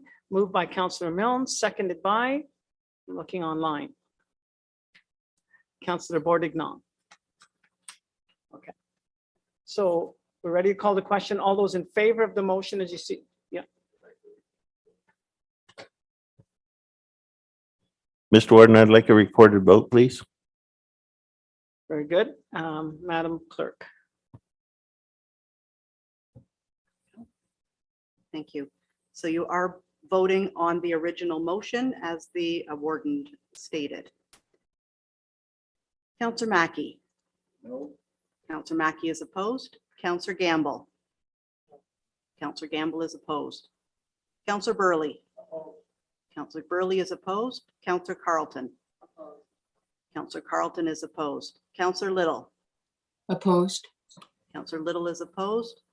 Councillor Desai. Opposed? Councillor Desai is opposed. Councillor Patterson. Councillor Patterson is opposed. Warden Hicks. Nay. Warden Hicks is opposed. Councillor Clumpus. Councillor Clumpus is opposed. Councillor Keaveney. Councillor Keaveney is opposed. Councillor Body. Councillor Body is opposed. Councillor O'Leary. Opposed. Councillor O'Leary is opposed. Councillor Woodbury. Councillor Woodbury is opposed. Councillor Millen. Councillor Millen is opposed. Councillor Soever. Councillor Soever is in favor. Councillor Boardignon. In favor. Councillor Boardignon is in favor. Councillor Robinson. Opposed. Councillor Robinson is opposed. Councillor Hutchinson. Opposed. Councillor Hutchinson is opposed. The motion is lost 1377. Thank you, Madam Clerk. Okay, we are moving on to item 9 now, which is the bylaws. We have bylaw 5130-22, which is a bylaw to adopt and amend number 10 to the county's official plan affecting lands in the municipality of West Gray. I need a mover to put the item on the floor. A move by Councillor Keaveney, seconded by Councillor Desai. Is there any discussion on the motion? Seeing none, I'll call the question. All those in favor? Are there any opposed? That is carried. Thank you very much. We're on to item number 10 now, which is good news and celebrations.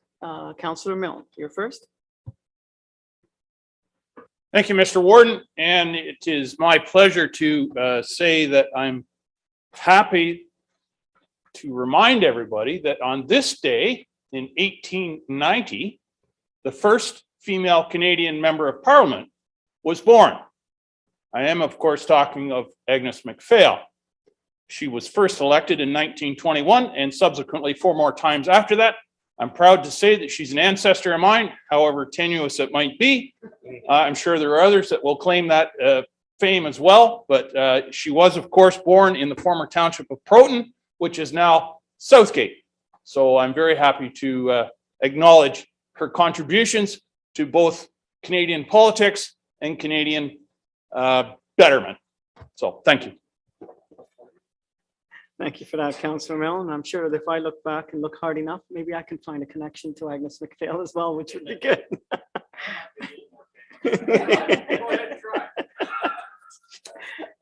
But no, thank you for that. Anyone else? Councillor Mackey. Mr. Warden, I just want to thank staff for the removal of the fish bowls. It was so nice coming in. Well, actually, I came in here yesterday because the county was kind enough to donate the facility to the Grace Sable Conservation Authority. So that was wonderful. But it was, lovely walking in and not seeing that and seeing all my colleagues' faces without masks. So it's really nice to be back to our state of normal. Thank you. Thank you, sir. Councillor Desai. Thank you, Warden Hicks. I'm surprised Councillor Milne didn't mention the Maple Fest happening somewhat soon. I don't have the exact dates, but I'm sure he'll talk about it now. I also want to point out that Agnes MacPhail also has deep roots in Grey Highlands, the great municipality of Grey Highlands. And coming to Grey Highlands, we had the Junior Farmers Dance this past Saturday, which was, as I mentioned 2 weeks ago, the first in-person event that has happened, I think, in Grey County anyway, since the before times, as I like to call them. It was a terrific event, great attendance, and it also served to make me feel old, because a lot of these the young people, the junior farmers at this event, were kids who I served at my family restaurant when they were in grade 9. And here they were enjoying adult beverages and whatnot. And I think I realize how Councillor Milne must feel now. Thank you, Warden Hicks. Okay, we're going to leave that. Councillor Robinson, you're next.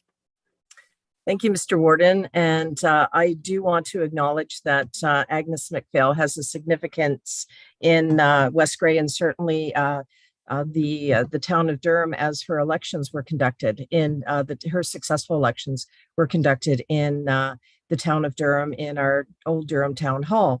I also want to remind members of council that AMO is providing various training sessions that are coming up, and certainly there's a symposium next week. As well, today, the Federations of Grey and Bruce, the Grey and Bruce Federations of Agriculture are conducting the politicians meetings as we speak. I had an opportunity to participate early on, and looking forward to any information that is provided. Thank you very much. Thank you, Councillor Robinson. Next is Councillor Boardignon. Thank you, Mr. Warden, through you. Yesterday in the House of Commons, our MP Terry Dowdell rose to talk about the first ever International Film Festival happening in the Blue Mountains, June 1st to the 4th. This event will attract international talent from location scouts, film producers, directors. We've hired the village has hired Helen DuPont from Palm Springs Film Festival and other international festivals to bring this world-class event for the first time into the Blue Mountains. And that was acknowledged in the House of Commons yesterday. And this event, not only from a tourism, but an economic development standpoint, will really put the town of Blue Mountains and the county of Grey onto the map in the film production. As Minister MacLeod said today, the film and TV production revenue in Ontario doubled from her original estimates, and that was during the period of COVID. So we're quite excited about that, and it was great to be recognized in the House of Commons yesterday by our MP. Thank you. That is very exciting news, Councillor Boardignon. Thank you for that. Next, Councillor Body, you're next. Thank you, Warden Hicks. I was kind of feeling left out because, of course, we all know that Agnes MacPhail went to school in Owen Sound. That was where she was educated, and that was her start. But I'm not related to her. All kidding aside, I looked up this once. Dr. Bethune, who is a national hero in China, I think was in grade 12 with Agnes MacPhail, and Billy Bishop would have been in grade 9 or 10 at the same time in the same school. You got to wonder who that teacher was or who that influence was that told them all that they could do whatever they want and accomplish whatever they wanted in the world. And it's yeah, and it's because of Owen Sound. Yeah, and what some of my friends will point out, the smartest thing they ever did was leave. Thank you for that, Councillor Body, and I'm sure that we have significant records in the town of Hanover with respect to Agnes, her visits to the town of Hanover, which were duly recorded. Anyhow, Councillor Body, did you want to mention at all about the Wi-Fi sticks that I hear are going to be available in the Owen Sound Library? As best I can, yes. You could go to several people around the table, of course, because it is the North Gray Union Public Library that includes Georgian Bluffs and Chatsworth and Meaford is involved. So yes, they're going to be offering some kind of a contraption to allow people to sign out, take home, and hook up to the internet for temporary periods of time, which is kind of neat. You know, when you think about it, we used to talk about things on modems, and we don't talk about modems anymore, and just how advanced we are, even with being able to sign out books from the library electronically and borrow that. It's not all on paper anymore, and how that Union Library with everyone that's involved in there has pushed it ahead, and the education that goes on there, et cetera. So one more step to make the rest of the world available to citizens in North Gray. Thank you. Thank you. Councillor Desai, you're next. I just wanted to point out Grey Highlands Library did the internet sticks first. Just on the record, we did it through our budget deliberations last year, and while we're talking about libraries, I think I've been remiss in not mentioning that our long-serving CEO of our library retired in December, Wilda Allen, after almost 40 years of service, if I'm not mistaken, to the cause of libraries in Grey Highlands. And our new CEO, Jennifer Murley, has taken over. She had some time, a short period of job shadowing Wilda, and has since taken over. And I am really looking forward to the amazing steps that she's going to be taking forward with the Grey Highlands Public Library system. Yeah, thank you. But just so everyone knows, Grey Highlands did do the internet sticks first. Well, thank you for your statements, but I think Councillor Patterson, I'm not going to invite her, but would probably take issue with that claim. Hanover Public Library has been using the internet sticks for quite some time, so. Councillor Mel? Just so a reminder that the Maple Fest in Holstein, the Optimists are presenting it, and they're happy to after 2 years of absence. April 9th and 10th, Councillor Desai, write that down with a marking utensil so you don't forget. I'll see you there. And I'm almost surprised that Councillor Desai would know what a library looks like, let alone know what goes on inside. So good for you, sir. Okay, we all had to get our 40 hours somewhere. No need to respond. We've had our moment of levity, and I did say at the beginning we want to move on with the agenda, so we'll do just that unless there was somebody else that had something burning to say. Good. We're ready now for adjournment. I need a mover. Moved by Councillor Mackey, seconded by Councillor Patterson. All those in favor? Are there any opposed? Seeing none, that is carried. Thank you very much. We'll just take a quick second to switch over to Committee of the Whole. Grab your materials. I've got mine.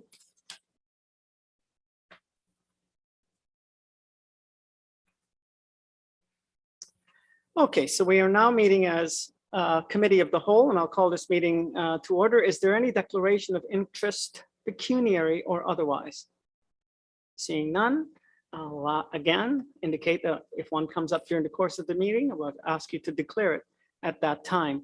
We do have a delegation today. Is there someone making an introduction to the delegate? Or everyone knows Mr. Leach, yes.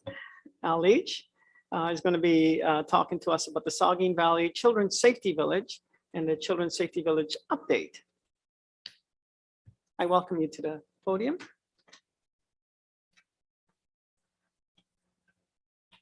Sorry to keep you waiting. It's almost afternoon, but I'll say good morning because it's still morning. Thank you, Councillor Hicks and councillors and staff. Thank you for the opportunity of being on the agenda this morning. And I will be very sympathetic to any tummy rolls that may happen, but I'll try to be as quick as I possibly can. I do want to kind of apologize if I seem a little excited, maybe not as excited as Councillor Milne, but I'm excited for a couple of reasons. I see faces without masks. That's truly remarkable. Kind of excited to be here after a 2-year absence. I'm excited to be here to give you an update on what has been transpired at the Safety Village since the last time we met.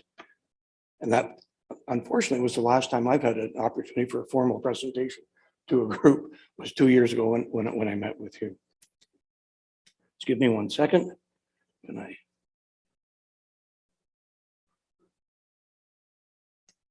Okay. Wherever we go, we always have this one slogan that we use constantly. If you could make the difference in the life of a child, would you? By getting safety messages out to children at an early age, we're setting them up to be safe at a young age.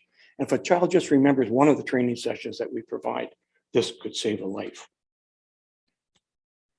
I want to give you a bit of an update very quickly what has been happening since we met 2 years ago.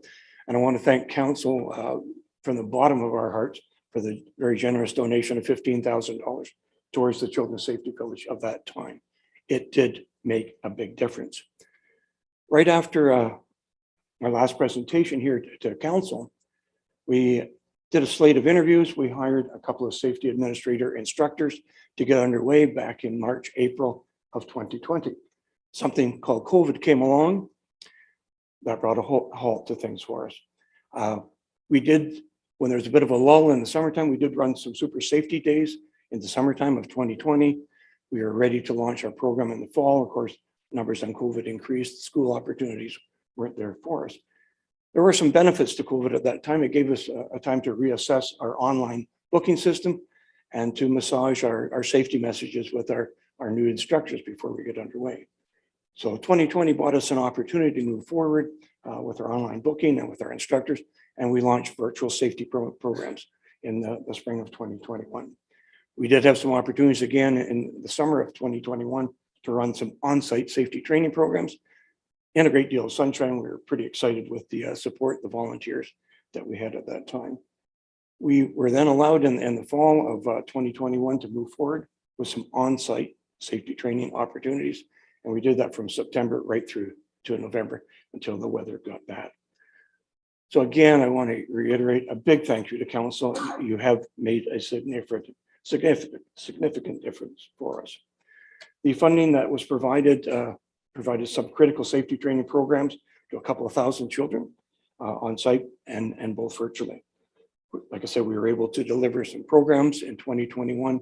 We actually delivered programs to 2,056 children and 248 adults during that period of time, both through virtual and on-site training. I'll go back here. Like I said, we hired a couple of two part-time instructors. We run 2 days a week. Both of these safety administrators are from the Grey County area and serve in the fire and community services area. We had an awful lot of support from the fire departments, the Fire Chiefs Association, all of your municipalities. They have been extraordinary service to us, especially during 2021.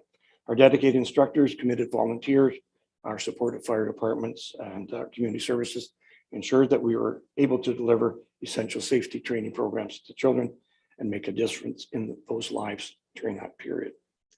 So I'm going to go through some slides quickly. There are not a lot of them here. I just want to update you on what has happened.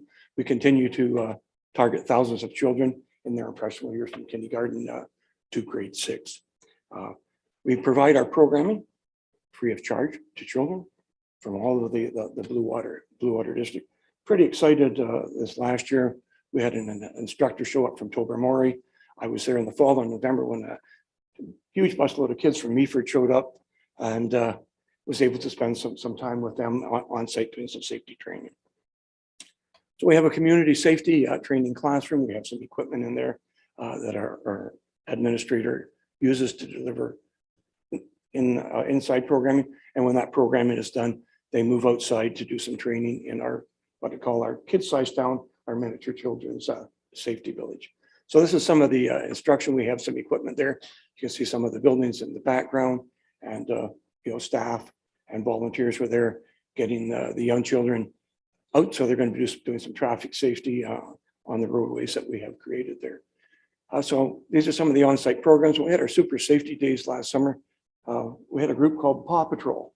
Anybody my age understand what Paw Patrol is about? Okay.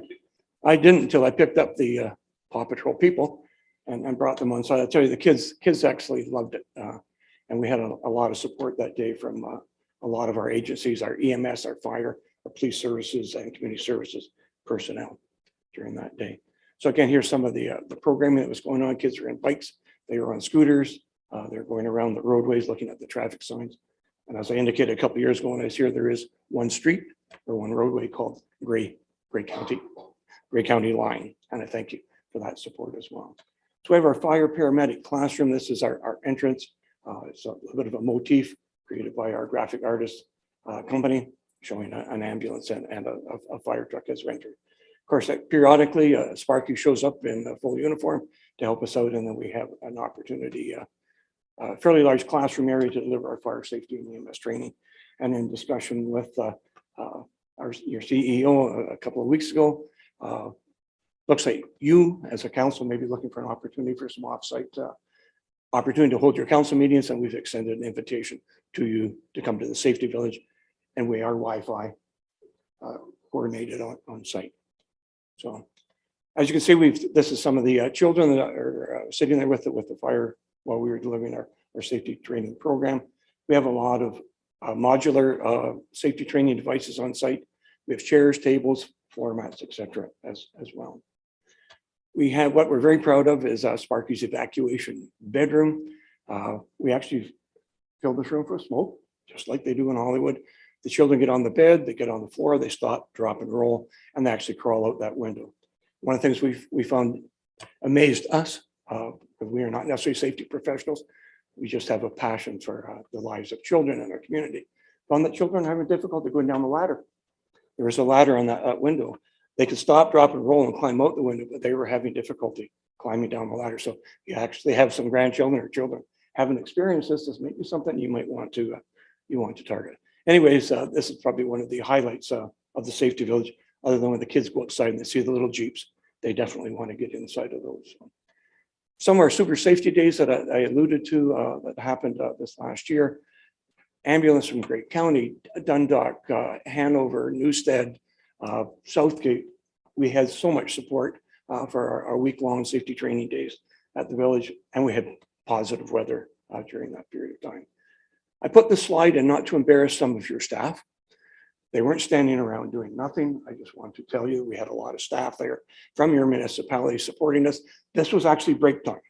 They were very busy in the morning, very busy with the classes in the afternoon. So we actually gave them a half an hour break. So they were just taking a little bit of time there. So, and we were all masked up during our super safety days with the children as well. Anyways, we really appreciated the support that was given to us. Again, picture of Dundalk Fire was there for the number of days. And then we also had the Paw Patrol there with the children. We have farm safety as another major component of our safety village. And this is our farm safety building. And we have a number of pieces of equipment and apparatus inside the building, as well as a seating area for the children.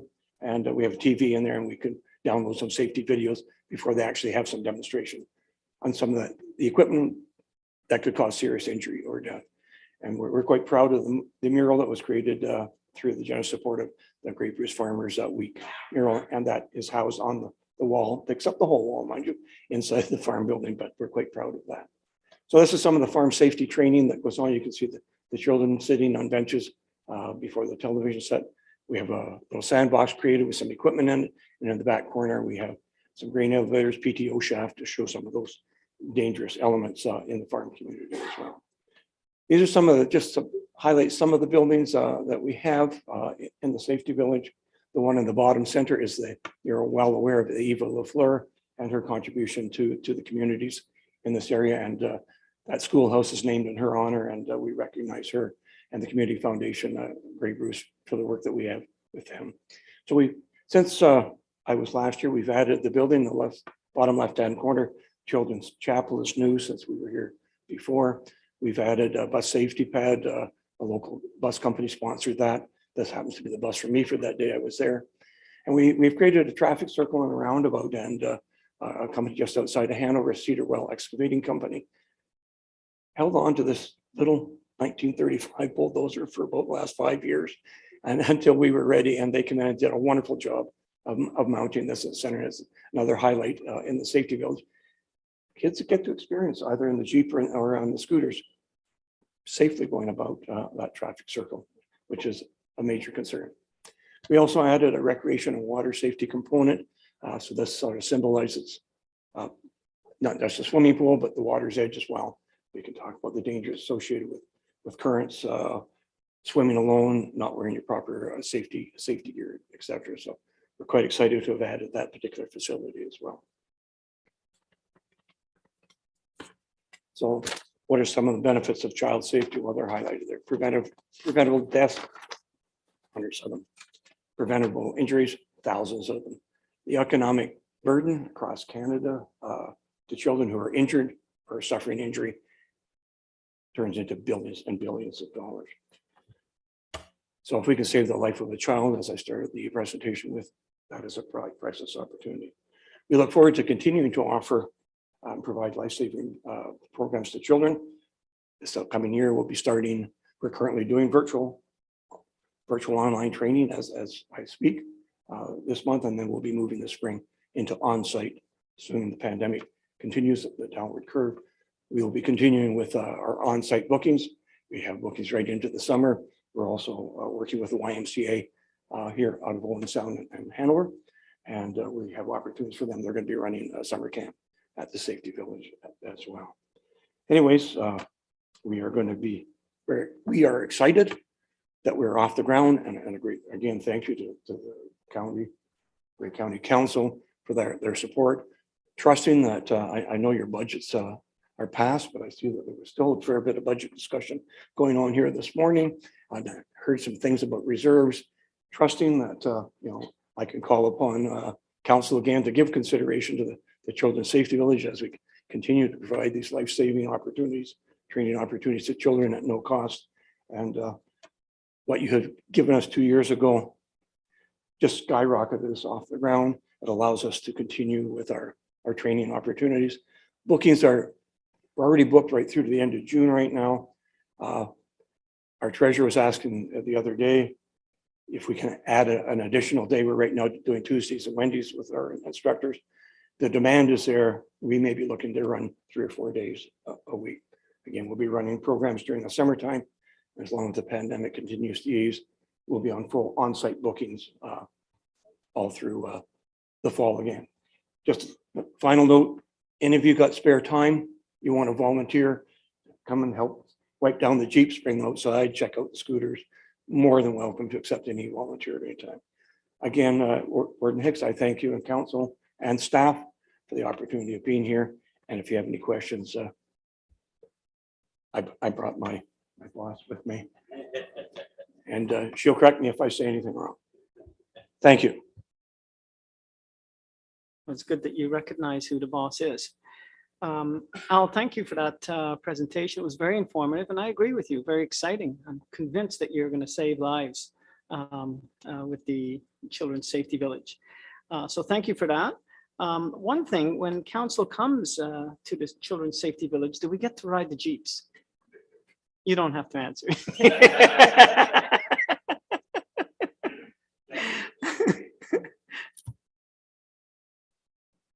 Okay, Council, are there any questions? Councilor Gamble? Councilor Gamble? Maybe. Yeah, this goes back a number of years ago when I was on Saugeen Conservation, and Al was an employee of that. He was retiring, and was all enthused about this idea he had of going ahead with this children's village. And I remember at the time thinking, what's he doing? But anyway, he pursued, and through the years, he's made it tremendous. And involvement of time and I just appreciate that. And I think we all do. So thank you, Al.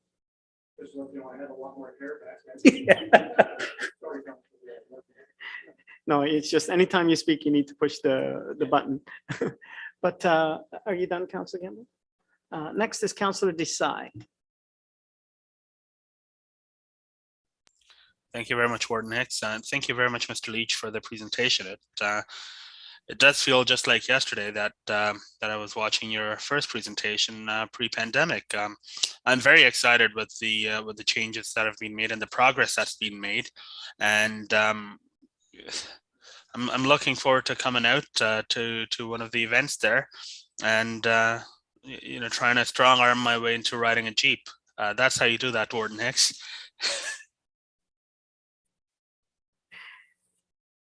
Though, sorry, I do have one question though that I should probably get in there. In terms of advertising these various events, how does the Children's Village do the advertising? Because I don't recall having seen anything in that sense. Maybe I'm not the target audience, So I'm just trying to figure out how it's advertised and who it's advertised to. Thank you. Our program is directed towards school children. So we reach out to all the schools in both the Catholic board and the public board across Blue Water area. We have Facebook, we have a website. In fact, Marilyn was very instrumental in helping us create a brand new website last year, and it has a lot of wealth of information on it. We still continue to do some presentations when we can. Anybody that says my name, I immediately ask them if they've been to the Children's Safety Village. So, but yeah, we do target school children, and so that's our main media.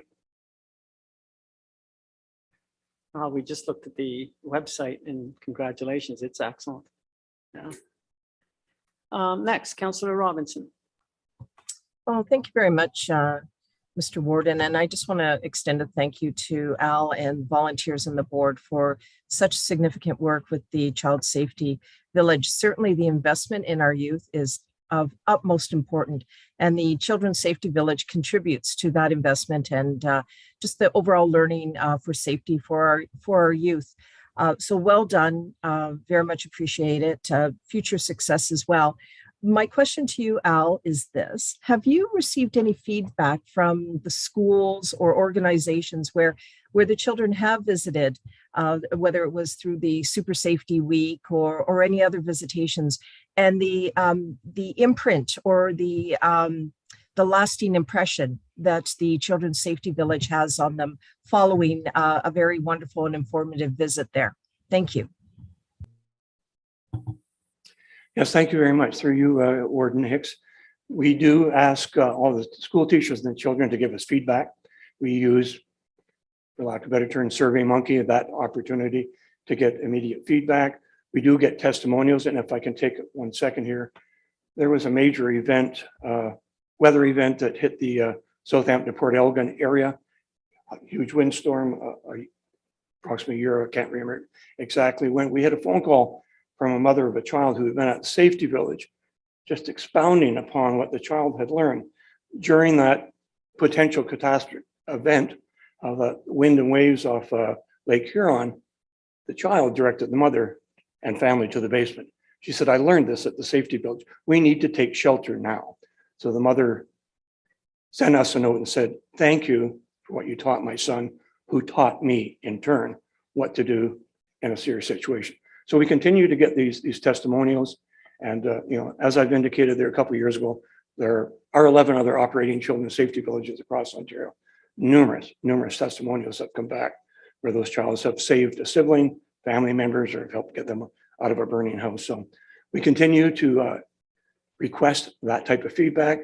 We also, if I can, Mayor Robinson, we do get information back on Facebook. I personally not into Facebook. I'm too old, but we do get comments back on Facebook, and I believe Twitter as well, Marilyn. Instagram. Oh, I have no idea what that is. Trusting that provided some information, Mayor Robinson. Well done, and thank you.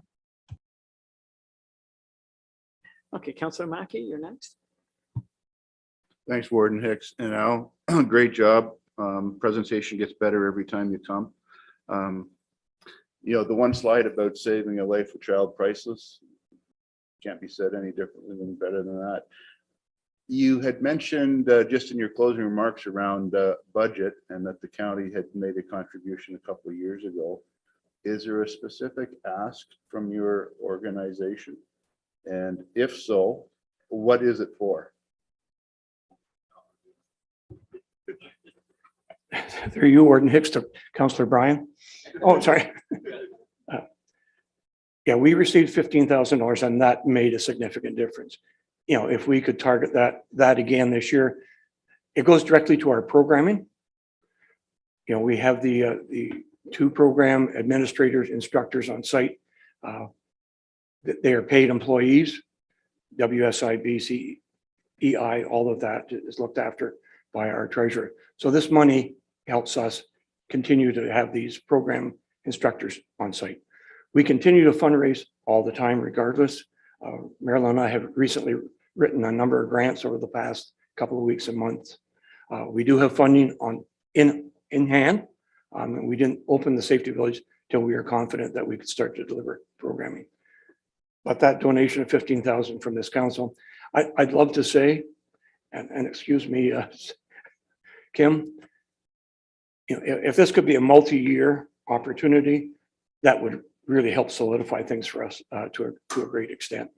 We're also going to be approaching, you know, Bruce County, which is another major player, obviously in the Children's Safety Village area, with a similar message. So, you know, if we can make that a multi-year request, and I know this is election year, I know this is maybe bad timing, but as I said to your CEO, I didn't want to do this virtually if I could help it. I wanted to be able to be here in person. That's why I'm kind of excited to be here and see some faces today. So hoping I've answered your question, but it will go directly to programming. We provide packets too. There's about 10 or 15 little items that go into a package. Every child takes home a package of safety information, instruction, games, coloring book. I've just put a grant request in for that this past week to help offset some of the printing costs associated with that. So any opportunities for grants that come up, Marilyn and I are the grant writers, and we continue to target them. As you know, you're not always successful when you put them together, but you put thousands of hours, or I shouldn't say that, put hundreds of hours into grant writing. But when some of them pay off, you get pretty excited. So if council can find a way in their wisdom or in their budgets to support us, we are forever grateful for sure. Thank you, Alan. I would just say there's never a bad time to talk about the safety and well-being of our little ones. I'll turn things over to our CAO and see if we can come up with some good news for you. Thanks, Mr. Warden. And I just want to offer my sincere congratulations to you and Marilyn and the rest of the board for what you've been able to do. The quality of the product that you've been able to put together, working as a group of volunteers, it's incredible. I can't say enough about what you've been able to do, just with your own sweat equity and being able to bring people around the cause. So thank you and congratulations. I think what might be best if council is supportive is that we'll prepare a resolution for the next agenda that I think will reflect the asks that you've made of us today. Thank you very much. Just want to let you know, Marilyn is a perfectionist. So whatever she wants to happen at the village happens. So I thank you again very, very much. I think she's going to have a career in website design. Councillor Desai. Thank you, Warden Hicks. I also wanted to, similar to what Kim just said, resolution for next meeting, or the next agenda rather.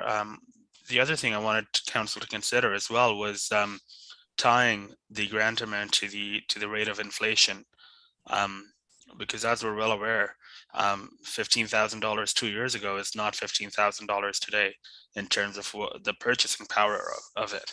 So if I could I don't know if I make that amendment when that motion comes up, or if I could be bold enough to suggest that to staff today to include that.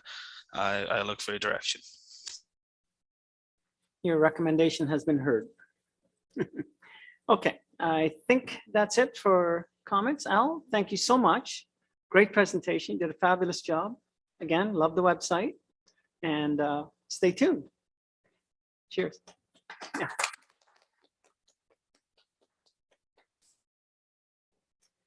Okay, council, we are, lunch is here. So we are going to just do the consent agenda, and then we'll take a break and come back. So we're now on to the consent agenda. Is there anything on the consent agenda that needs to be pulled? Looking around, Councillor Soever. Yes, Mr. Warden, I'd like to pull item C.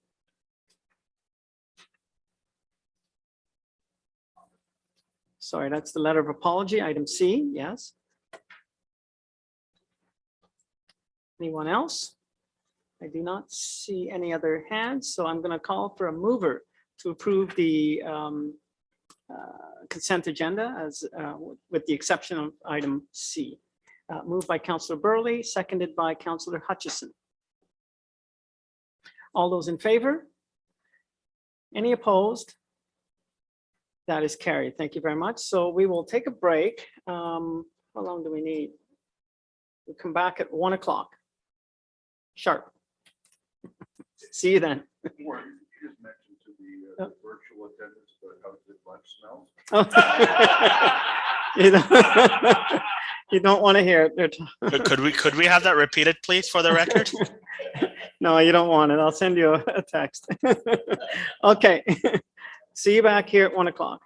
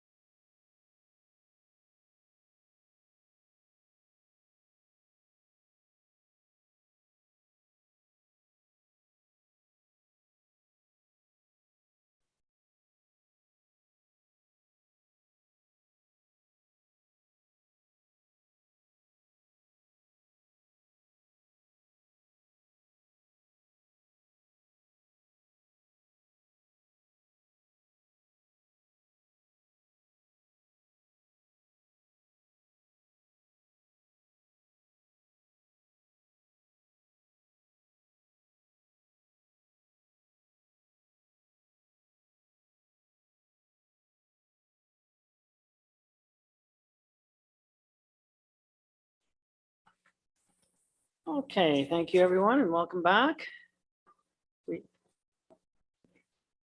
All right, okay, Councillor Little, yeah, is absent. All right, we are back. I want to thank 10th Street Diner for a very good lunch. If you're interested in knowing who supplied that, the soup was great. Okay. We are on to item 8A, dealing with the amendments to parking bylaws for 788-13. I need a mover. Matt is on deck. I need a mover to put the item on the floor. Moved by Councillor Woodbury and Councillor Clumpus. See, you see the hesitation there? Okay, Matt? Yeah. My apologies again. Matt, you have the floor.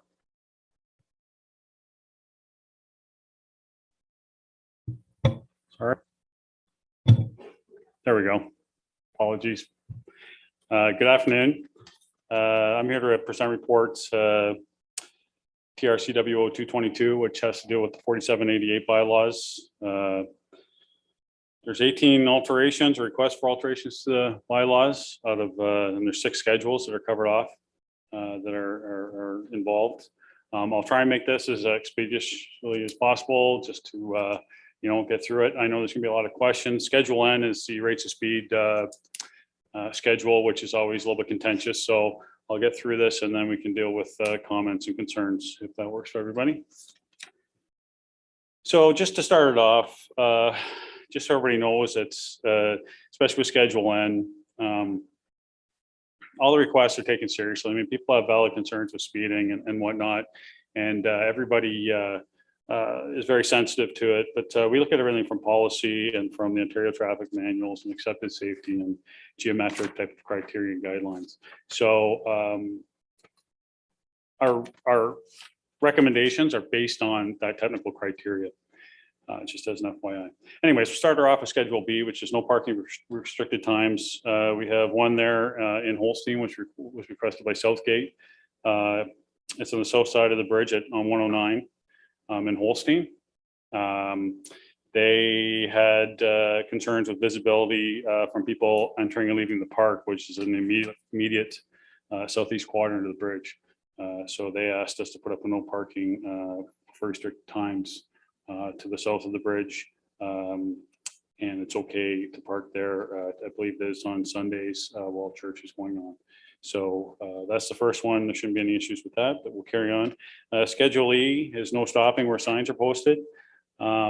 This one is specifically in here for the Georgian Bay Community School on the east side of Railroad 7 in Meaford.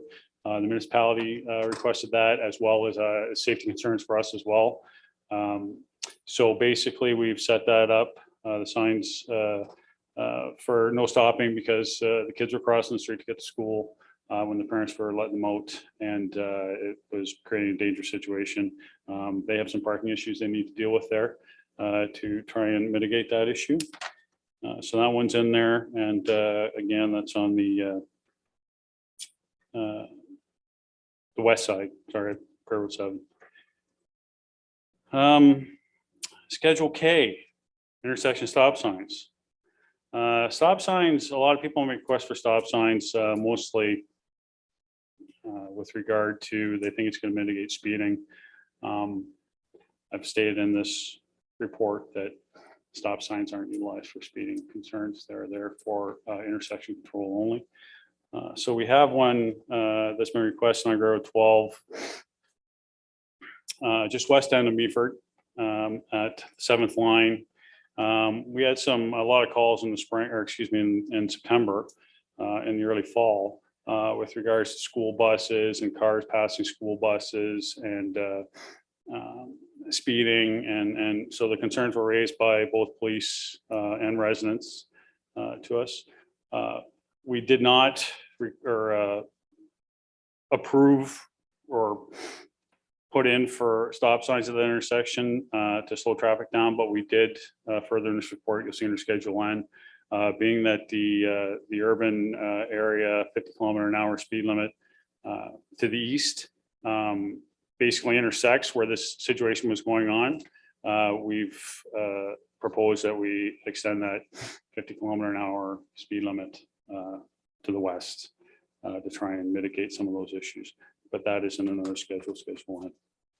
So we're not recommending those stop signs. Another one was Grey Road 29. There was an existing 3-way stop. There is an existing 3-way stop at Side Road 3. 3-way stops are a little bit confusing for the general public. If you're not from the area, people aren't aware of exactly what is going on in those situations. Predominantly, it's to try and keep the through movement or the prominent movement going, but they're not the greatest scenario. So we had some complaints from residents on the third line there, as well as the municipality raised concerns with us with regard to that situation. So we are recommending a stop sign go up to make it a proper 4-way stop as opposed to a 3-way stop. Again, that's not something that's a judgment call. That's not something that's derived from a manual or from the Ontario traffic regs or anything like that. It's more of a judgment call based on the existing situation. Another instance of request for stop signs is a cross intersection on Grey Road 32. Resident has asked for stop signs on Grey Road 32. Existing stop signs are both on east back line at the intersection. It's like I say, it's cross intersection. The through movement is on 32, and we're recommending that through movement remains. That we don't put up any stop signs on Grey Road 32 to make it a 4-way stop. That's just interrupting traffic and the due flow of traffic. So again, the request was specifically made because of speed concerns, and stop signs aren't meant for regulating speed. Obviously, the speed limit is and enforcement is. So now onto the contentious stuff, which is the rates of speed.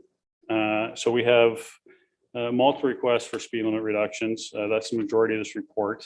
And I'll just start her off with Grey Road 1 and Georgian Bluffs on Island View Drive. This one's been brought to council before. We've had requests from Ratepayers Association group, predominantly situated out of Big Bay, to have the speed limits along that section of road reduced. Their big concerns were pedestrians, people walking on the road and whatnot. Just kind of go back to what the roads are for. They're for the movement of traffic and goods, and even bicycles are considered traffic. People walking, whether a vehicle's going 50 km/h or it's going 70 km/h, it's still not good to be walking in close proximity to 3,000-pound objects. So we're not recommending any changes there. I know that one will come up for some discussion likely, because again, we brought it forward previously. There is a bunch of sections on there that are at different postings, and that's all based on basically the criteria of the road that it'll accept, whatever speed that section of road will accept. And that's why the predominant speed limit along there is 80. And then it goes right down to 50 for the hamlets and some geometric areas that are posted at 60 and 70. Another one is Grey Road 5. It's currently a 60 km/h section through Waverly Heights. That's west of Owen Sound. It's a long section that's posted at 60. There is fairly high density urban through there. It's a rural cross section, mind you, as in it's not curb and gutter and storm sewers and whatnot. It's currently posted at 60, like I say. We've had a request from a resident that posted at 50. We go through the criteria for all of these. It easily meets the criteria for a 60 km/h zone, so we're not making any recommendations to lower it from that. Grey Road 12, as I previously mentioned, where the stop signs were requested at the 7th line in Meaford. Part of that request was for speed limit reduction or to extend the 50 further to the west, basically in line with, not sure whether urban sprawl is the proper word for that, but the urbanization of Meaford moving kind of westerly. So we've, for an extension of a 50 km/h zone, it's not like you're throwing a 50 in the middle of nowhere. It's just an extension of what's already there. So we're, in this report, we're recommending that go through 250 to extend it by about, I believe, 725 meters. And to get it just past the 7th line. The next one is, where are we here? Excuse me. Grey Road 13, Blue Mountains. We've had a request for a speed reduction, kind of a random one, between Slabtown Road and Clarksburg, which is a very long section. It flows both north and south of Grey Road 40. There was really no details with that request. Somebody just requested the speed limit be reduced. We ran it through our criteria, checked out all the cross section, the pavement widths and the shoulder widths and whatnot. It's a nice tangent section of road. There's no reason to drop the speed limit from the existing 80 kilometers an hour to anything less. It's fine the way it is, and I'll leave it at that. Another one is Grey Road 13 in Eugenia. This one specifically is more of a housekeeping scenario. We'd reduced the speed limit based on council's last request when we brought 4788 back last summer. I believe it was mid-year. So Eugene was turned into a 40 kilometer an hour zone. There should have been proper step downs put in place to get it from 80 to 40. So all this is a housekeeping exercise to drop the speed limit staged to meet the 40 kilometers an hour once it gets into town. So basically goes from 80 to 60 to 40. So we're proposing that. Another one on Grey Road 13 in the same area, actually south of where we're proposing the 60 to, or the 80 to 60 to 40 step down. We had a resident on the 8th concession who requested that the speed limit reduction be brought out to the 8th concession. It's not within the urban area of Eugenia. It's in a rural area to the south. We found no criteria that would meet any sort of an acceptable standard to lower it from what it is of 80 to anything less than that. It meets the criteria of the policy and the geometrics, and it's we're not recommending any reduction there. Grey Road 19 in Blue Mountains. Oh, I'm sorry. Grey Road 16. I apologize for the formatting of this. When I do this report, it's a standalone document. Everything kind of flows together, but when it gets through different phases of people trying to fit it into other formats, it gets a little bit crunched, and I apologize that things aren't kind of flowing together. And that's kind of affecting me also here. Anyways, Grey Road 16, we had a request for a speed reduction by a gentleman who lives between Sunny Valley Road and Concession 3 Derby. His children got on the bus in that section. He felt traffic was going too fast, especially in the area where the bus was stopping. We asked our maintenance people to review all the areas of school bus pickups to make sure that the school bus signs were up. So they've done that, and I believe they have put the sign up there, and that should help to alleviate the gentleman's concerns. We're not looking at lowering speed limits at every single area where a school bus stops. That would just interrupt the flow of the whole deal. So that's not something we're recommending. Grey Road 19 in Blue Mountains between Joseph Wilder and Highway 26. We had a request from a resident to lower the speed limit along that entire section to 40 kilometers an hour. It's currently posted at 50. The 40 criteria, I know that one is sensitive with some people at times also, but basically it comes down to we're not recommending that. It's fine at 50, but if indeed, as per our policy, if any urban area or any jurisdiction municipality wants to lower speed limits to 40 kilometers an hour within their jurisdiction, then feel free. And our policy basically dictates you guys do it to your side streets and put a request through to us to do it to the county road, and we'd be happy to accommodate and to match that 40. So that's the process involved there. So we're not recommending that one goes down to 40. Gray Road 32 and Gray Highlands. Oh, I'm sorry, Gray Road 23. Gray Road 23, West Gray. Property owner requested a speed limit reduction along their property frontage. Again, just doesn't like people speeding by their property. 23 is a 10-kilometer section of road, I believe. It's posted at 80. It's fairly tangent. It meets all our criteria. There's no need to throw in a speed reduction at a random spot along that road. So we're not recommending that. Gray Road 32 and Gray Highlands. So the stop sign at Gray Road 32 and East Back Line that I spoke to previously, and this request are from a gentleman who made a delegation there last year. So he's, we're following through with this. This has come up before in these areas. But he's requesting a speed reduction to 50 kilometers an hour on a section of Gray Road 32. It's an area where there's some curves. We looked at it. It's signed properly now with warning signs, same as you would see on curves with a reduced speed limit to 50 and 60. It's fine the way it's set up. It's signed properly. We have had some input from the public, specifically in this area, that these curves, there's accidents and there's concerns with that. We went to the OPP and we got 5 years worth of records, and there are no accidents whatsoever that are attributed to speeding.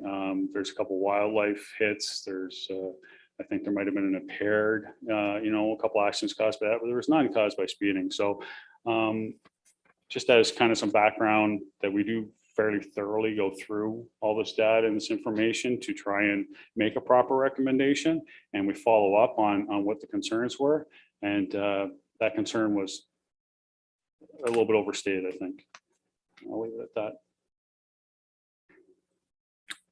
We have a request on Gray Road 119 near the hamlet of Banks to lower the speed limits. There's a resident there that's very concerned with speeding. It is currently posted at 70 kilometers an hour. It is in the area before an existing four-way stop, like right in Banks. It's a hamlet on 119, like I say. I checked with all our data collectors. I mean, typically, and I've said this before with all these concerns, people are doing 10 over. Across the board, everywhere, people are going 10 kilometers an hour over. We all know some are doing 15, some are doing 10 under, but you have always a random person at 4 o'clock in the morning, according to their dad, who's doing like 140, which I'm not sure whether that's true or the data collectors just picked up something odd, and maybe it is. And sure, you're going to have stuff like that happen, but typically the average speeds are 10 kilometers an hour over. So on 119 in Banks, very valid concerns on her part, but not to the point where it's the criteria for the road meets the specifications for a 70 kilometer an hour posting. And I just want to take one step back quickly, that this road, when we reconstructed it 5 years ago, there were some changes implemented to the speed limits. They were lowered based on council direction. We had more complaints because we lowered the speed than we've had with any road by not lowering it. So another report was taken post to that situation, and the speed limit was actually raised, which is not something that you would predominantly see, I wouldn't believe, under the current context of today's date, which is only 5 years later, but I can't see that happening.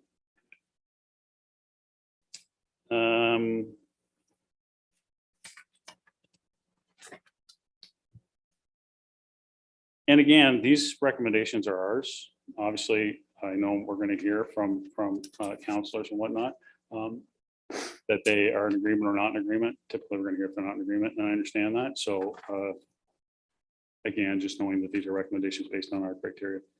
So that's it for the speed stuff. Schedule O is speed reduction in school zone. This is just a housekeeping process. This is the Mennonite School on 109 that is south of Holstein. They just want the times changed. So we have to go through the process and read in the bylaw in order to get the times changed and it'd be officially recognized by police. Schedule U is another one here we have here is no parking where signs are posted.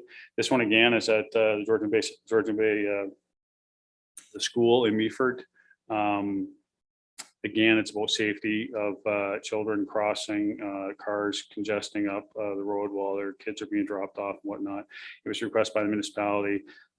We totally agreed that there should be no parking implemented there. So we have no parking on one side of the street and no stopping on the other side of the street to try and make that a safer point for kids to get in and out of vehicles and get into the school. I believe that's it. If I missed something, I apologize, but I'm sure you'll let me know.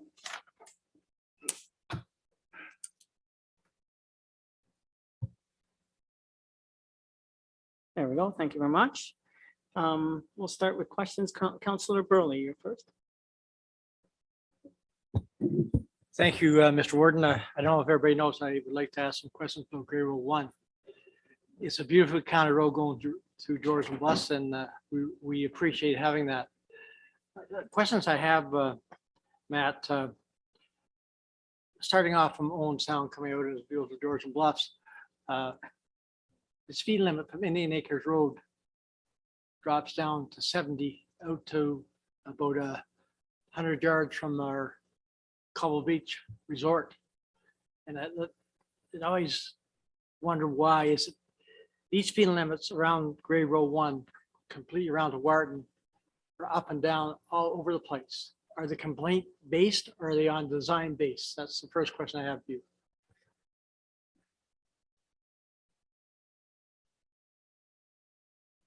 You don't have to answer. No, it's just that it seems to be every time we get, oh, sorry. I'm sorry about that. Typically, all of our proposed changes or alterations that are brought to our attention are complaint based. Some of them we come across based on when we're reconstructing a section of road, and we're looking at it very closely. We find the geometrics, whether it be the vertical curvature or the horizontal curvature of the road, doesn't meet certain criteria, because for every speed limit that's set, there has to be criteria that's met with regards to how flat the curves are, how steep the hills are, how wide the lanes are, and whatnot. So sometimes we come across stuff in that process when we're reconstructing roads, but they are all typically, in fact, all of them are complaint based, yes. And I can't speak to other councils. Council's terms, like I say, we've had 119 and 32, for instance, specifically. We've had the speed limit reduced, then we've had complaints and pressures otherwise.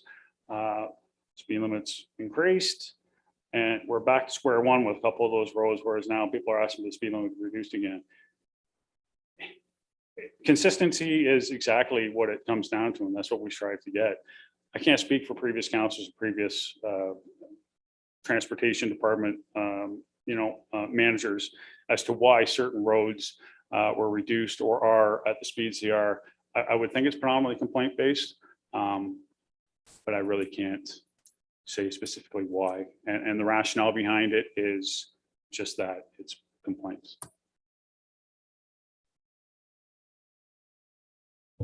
Thank you, Matt, for that answer. It's sort of what I thought you might say. It still fascinates me that the speed limit would be brought down to 70 on a road that should be 80, as far as I'm concerned, from Indian Acres on. And when we get to a major resort, the speed limit is back up to 80. The two don't mix with me. And then going around the rest of River 1, it just amazes me to no end. The speed limits are up and down all over the place.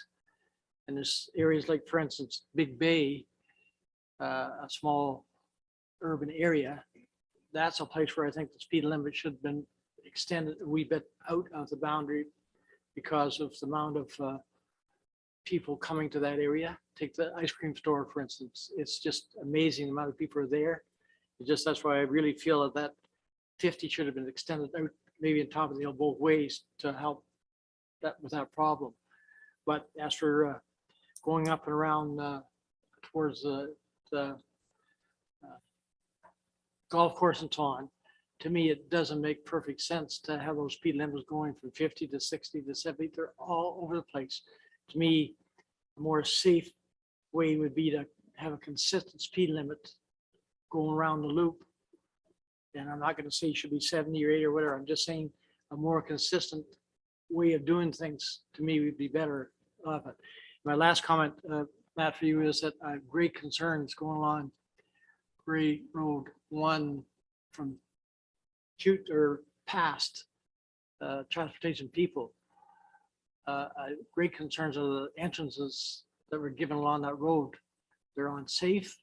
And to me, that is more of a real concern I have instead of the speed limit itself.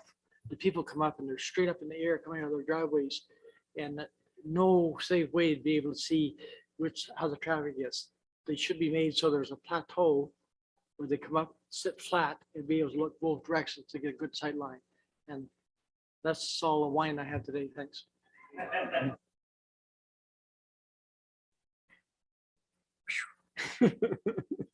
Councillor Carlton.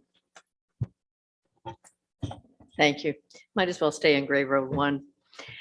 So I think the concern a lot of residents have out there is that the one long straight stretch with perfect, you come out level onto the road, is 70. And when you get down to where it's curving and the driveways come up over, it can be up to 80 or drop down in areas. And I think the residents would say that long straight stretch that's at 70 probably should be at 80. But when we get down onto those curves with bad sight lines coming up out of driveways, should be dropped to 70. So for that reason, I won't vote for this report. But thank you. Good report, Matt. Wah, wah, wah. Okay, Councillor Mackey. Thanks, Mr. Warden. I certainly appreciate your predicament, Matt, with so many different beliefs on what a speed limit should be. We just had a report not that long ago at our council, and it was made very clear that you need to have a consistent standard based on lines of sight, based on the number of households. It can't be based on complaint, because for every person that complains about someone going too fast, others would want to go faster. So we do have to keep in mind that our county roads role is to get commerce from one part of the county to another. So I think we need to keep that in mind. Certainly some good points from colleagues from Georgia or from Georgian Bluffs. I think there's an easy solution for them where they'd be able to make all the decisions on that road. But I guess that's for another discussion. But I think consistency, you need to be able to justify whether a person wants a speed limit raised or lowered. You need to be able to justify, that rationale. And I think our county transportation department has been trying to do that. Those are my comments, sir. Thank you. Thank you, sir. Who do we have next? Councillor Desai. Thank you, Warden Hicks. My question here is the motion that's been presented, that's only to make the changes that have been recommended by staff, correct? So if there's a change that staff hasn't recommended, then I'd have to move an amendment. So you're correct. And I don't know about the second part of your question. Who can answer that? Is that you, Matt? Or Madam Clerk? Sorry. Through you, Mr. Warden. Councillor, you're speaking to something that isn't covered off in this report? No, it is covered off. I'm speaking in particular, Matt, to under section N, I believe. It is the second last. It's the reducing the speed limit from 70 kilometers an hour to 50 kilometers an hour between East Back Line to civic address 154-238 Road 32. Right. So it's not recommended by transportation staff. So if I wanted to bring that into the motion, I'd have to amend the motion to include that, correct? Your answer is correct. Yes. Correct. Okay. In that case, in Warden Hicks, I would like to do that because this is something that's been an issue for a while, and I hear that. I just got a note here saying that the host has spotlighted my video and made me blush a little bit, but I hear the research that Matt quoted saying that there really hasn't been an accident due to speeding. The question though nonetheless remains that there are people that are speeding through that curve, and short of putting an automatic speeding enforcement unit on that curve, I think lowering or even maybe having a gradual lowering to the 50, which I guess from 70 you'd go to 50 straight. I'd like to see that lowered so that people are slowing down well before the curve rather than getting to the curve at on 32. If they're going 10 over, that's 80, rather than going 80 kilometers an hour right up to that point and then not having enough time to slow down. So I'd like to make the amendment to put that on word next. Thank you, sir. So we have an amendment. Can we be clear about what that amendment would be? Tara? No, it's being typed.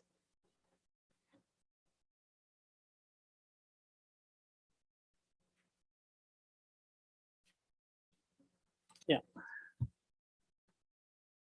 If I read over Tara's shoulder, that Schedule N be amended to reduce the speed limit from 70 kilometers an hour to 50 kilometers per hour from the East Back Line to civic address 154-238 Gray Road 32. Thank you. So I'll need a seconder to put that on the floor. Do I have a seconder? Going once, twice. Councillor Carlton. Saved. Okay. We can now have discussion. Is there any discussion on the proposed amendment? Councillor Milne. Thank you, Mr. Warden. I think it was demonstrated earlier that probably should not be doing things without staff looking into it further. So I would recommend, or I would ask a further amendment that this recommendation be sent to Transportation Department for further investigation. Point of order, Warden Hicks. Just 1 second on your point of order. I would just say, Councillor Milne, it has already been investigated and the recommendation has been made by staff. The recommendation is not.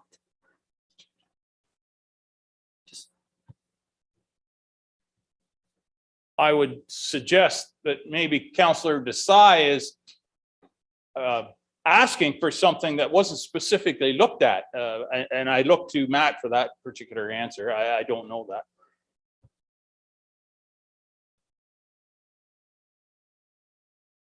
I'm going to answer for you. He has looked at it. What you have before you are recommendations either in favor or not. So in this case, the recommendation from staff is no. And it has been looked at.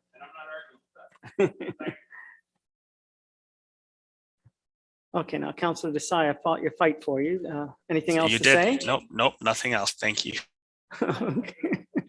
All right, so are we ready to vote on the amendment, right? Yes. So to be clear again, the amendment is? Oh, yeah. That Schedule N be further amended to reduce the speed limit on Gray Road 32 from 70 kilometers per hour to 50 kilometers per hour from the East Back Line to civic address 154-238 Gray Road 32. Okay, call the question. All those in favor? All those opposed? It fails. Sorry, I just turned myself off. All right, we're back to the main motion now then. Okay, so the motion that was before you, are we ready to call the question? All those in favor of the motion, which is the staff recommendation?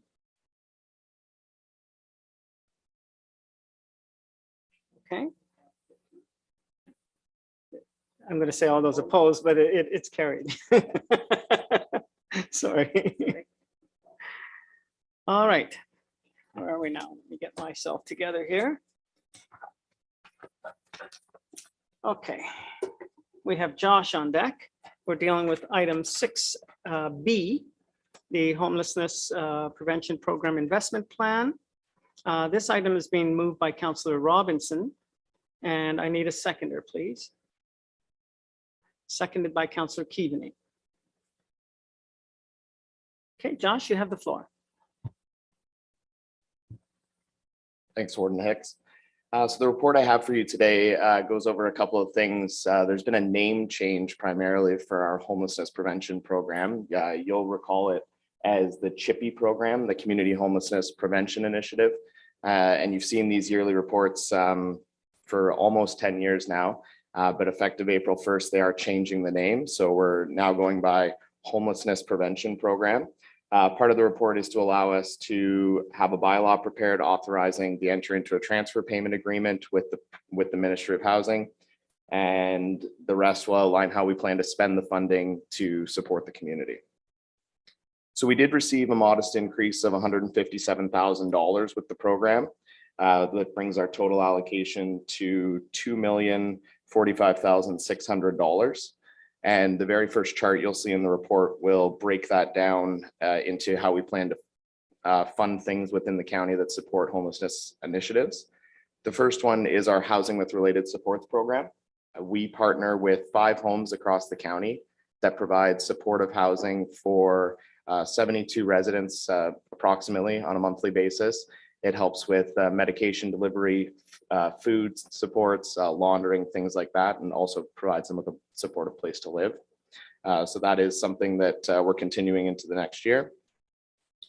Where we're going to be allocating the increased funding amount, the $157,000, is in emergency short-term shelter stays. We have seen an incredible demand over the past 2 years for emergency short-term accommodations. And so this $157,000, along with what we're hoping to be some additional funds, will go towards supporting that system and allowing us to help people on an immediate basis that are in need. Services and supports covers a wide range of funding. It helps us to support local grassroots initiatives, which includes various organizations. Because Grey County has such a large geographic area, there's organizations in all of your communities that are really integral to supporting the individual needs. So every year we look to provide some funding to help those programs carry on and support people within the community. We also partner specifically with the Giwi project, which is through Mawikwadong Indigenous Friendship Center. And they bring us together to provide an Indigenous perspective on homelessness and a lot of other issues that we're really keen on being a part of. We have some administration costs in there. And then the other largest piece that you'll hear about is our homelessness prevention for sustainable housing benefit. And our sustainable housing benefit program is, it's all about supporting people to obtain or maintain their housing. So we support people with last month's rent to help secure new accommodations. We help people with rental arrears to stay in their current accommodations and prevent eviction. And then we also support people with utility arrears to prevent disconnection of utilities. Last year, in the calendar year, we supported 462 households, totaling just over $300,000 through that program. We're continuing to invest in our community relations, and that's specifically around supporting tenants who have needs that could be putting their tenancy at risk. We help connect them to supports and services and allow us to really bolster their tenancies and give them the best chance of success. Because one of the key things that we're always after is making sure that everybody is well supported and has the best chance of a successful tenancy. I mentioned our short-term shelter program and that's where we'll be allocating the additional funding that we're receiving from the province. Last year, we assisted over 870 households and provided around 6,100 nights of emergency shelter within Grey County with that funding. That did represent a 16% increase over the 2021 calendar year. So pretty significant. Our homelessness prevention funding also supports Safe and Sound, which is a local organization to Owen Sound specifically. They help us as a door agency to connect with a lot of individuals that are at risk and to bring supports and resources together locally. And this funding does have a neutral impact with no levy funds required. Due to the name change, as I mentioned earlier, being effective April 1st, we do need to enter into new transfer payment agreement. And that's where we're looking for your support on that. And I would love to take any questions. And we love asking them. Questions, anyone? Maybe we don't love asking them. Oh, and Councillor Mackey. Well, I don't love them, but I didn't want Josh to feel left out. Josh, the emergency beds, are they spread throughout Grey County? So they're not just strictly in Owen Sound. Someone from Dundalk or from Thornbury could access an emergency bed if they needed it?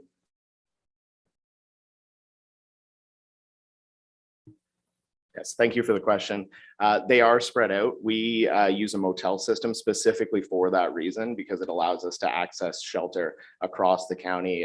So we would support somebody to get into a motel stay and wherever was closest to their home community. So, you know, they may be in a small hamlet and not have a motel there, but we would get them as close as possible.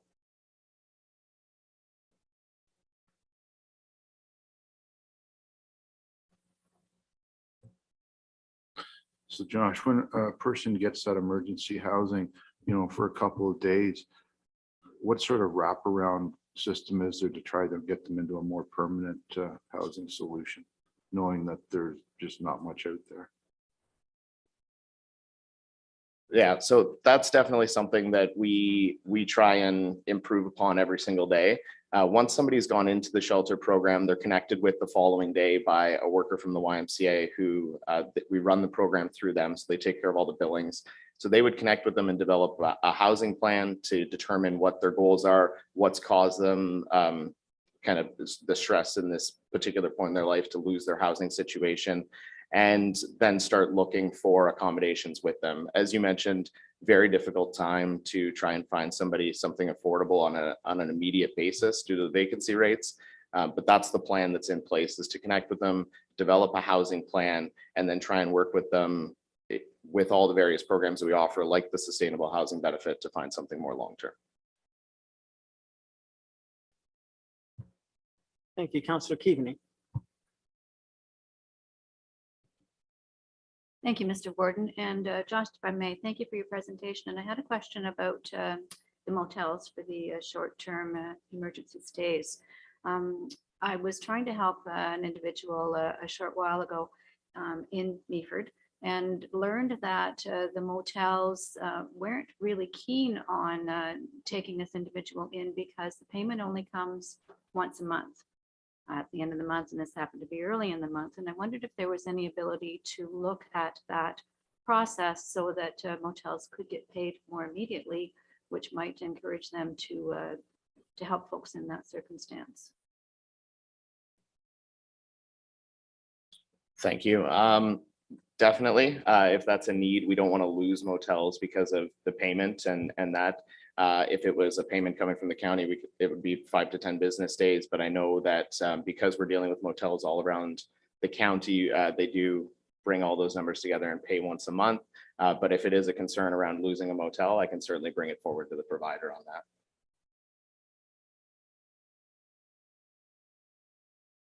Very good. I do not see any other hands. And so, Josh, I thank you for the presentation. So now on the motion to receive and to endorse the investment plan and to prepare a bylaw, all those in favor? Any opposed? That is carried. Thank you very much, Josh. Savannah is on deck. We're going to be dealing with item 6C, the community improvement plan update. I need a mover to put the item on the floor. So moved by Councillor Carlton, seconded by Councillor Burley. Savannah, you have the floor.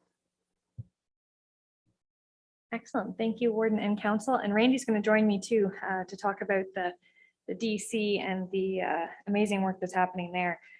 Really pleased to bring you a CIP report, and hard to believe that we're over halfway through already. It seems like we just started this right at the beginning of the pandemic.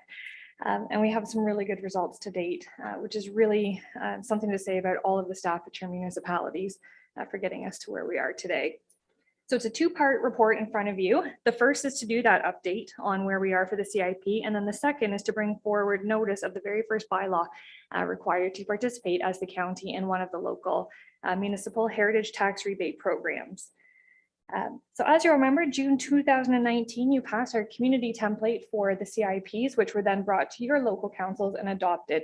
So 7 of 9 of our municipalities have adopted locally, and there are 2 working on it now, so that we'll have them hopefully adopted by the end of the year in time for the spend by next year.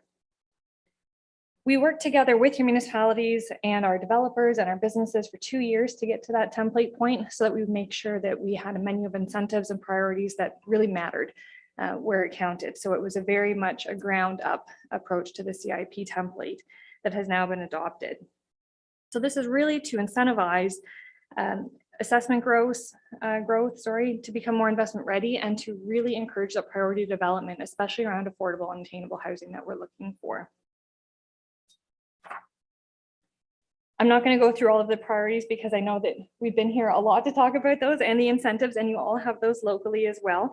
But I do want to spend some time talking about the cumulative results because they are really, really impressive considering we're halfway through. And like I said, in a pandemic where we have not really promoted this at all. These have been small projects happening at the municipal level, and they're already significant. So what we've seen, county funds contributed as of December 31st was $540,000. 280,000 of that is still held in reserve because either municipality wasn't ready to fully utilize their CIPs, or they weren't with a CIP in place yet. So that's why that number is different. So these results are just based on $260,000 of county funds plus $287,000 of municipal funds that you leveraged for these programs. 89 grants have been issued. The total value of the grants was $547,932. And the private funds contributed to that were $1.693 million for a combined public-private investment of $2.241 million in the last 3 years. So congratulations to you, because those are significant numbers, and you can see how far these incentives go to help really move those investments forward in each of our communities. But in addition to that, the cash contributions and the grant contributions are just one small piece. When we presented originally, we talked about an iceberg where that was really truly the tip, and the serious incentives where we could really start to see things happen was all of the pieces below. So Randy's going to talk about that because that is very much tied to DC. Great, thanks, Savannah. And yeah, kudos to the local municipalities for moving forward with the CIP program and implementing these incentives. It's definitely making a difference on the ground, which is fantastic. With respect to the development charges, as council will recall that the county's development charge bylaw allows for the deferral and conditional exemption of county DCs for both new purpose-built rental housing, as well as developments that have received a CIP, a community improvement plan incentive. So the county has completed several conditional exemption and development agreements since the first quarter of 2020, which is when council first implemented that program. So this includes the deferral and conditional exemption of, to date, a total of 310 new rental apartments that have been built or are currently being built as we speak. That equates to approximately 1.3 million in conditionally exempted development charges. So council recall the conditional exemption requires that those remain as rental units for at least a period of 20 years or more. And we're hoping on the more side. There are another 189 rental units pending entering into conditional exemption agreement. And we're well aware of some others apartment proposals that are coming forward in the very near future. And part of that, I think, is because council saw the initiative of providing that conditional exemption, which has spurred more apartment dwellings being built within our communities, which is just fantastic. So we just wanted to provide you with an update on in terms of where we're at with that. So to date, like I said, we're seeing about a total of 500 rental units that are either constructed or will be constructed in the very near future in several communities throughout the county. And part of that is because of council's direction in terms of the conditional exemption. So thanks again.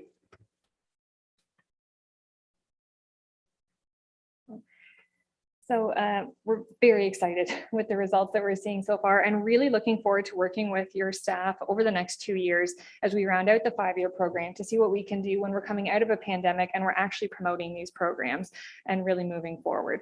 So looking forward to the next 2 years. We are really only getting started. The second part of the report talks about, as part of the Municipal Act, there were 2 different incentives through the template that require council approval of a bylaw. One of them being the Heritage Tax Rebate Program, which the only municipality that has that program as part of our incentive package is the City of Owen Sound, and that's the bylaw that we'll be bringing forward to you next council with your endorsement of this report. And then the second is the Tax Increment Equivalent Grant, and that is a much larger program that we're starting to work on now as staff so that we can get ready as you start to see developers looking for that opportunity. And that's where we take up to 10-year period to go from a 0% tax to 100% tax so that we're taking that front end hit off of the developer when we're trying to incent those priority developments like affordable housing. So before you today is the notice from the City of Owen Sound with regard to that very first bylaw. This is something that we will bring back annually. You'll see it each January. So we're a little bit, sorry, not January and July. We're a little bit further behind, and this is totally on my fault because I missed the notice from them when I was on mat leave, and we're just catching up now. So that's why we're bringing you 2020 now. We'll be back again this summer with the 2021 bylaw. So what we're looking at is $3,975.53, which is the 20% portion of county tax rebate that would go towards the 13 eligible properties as identified in the notice from the City of Owen Sound. And this is our 20% tax rebate contribution as outlined in the program that we approved. So if there are any questions, we're very happy to take them about the CIP, but that, like I mentioned, that bylaw will come forward next council meeting with your approval of this report today.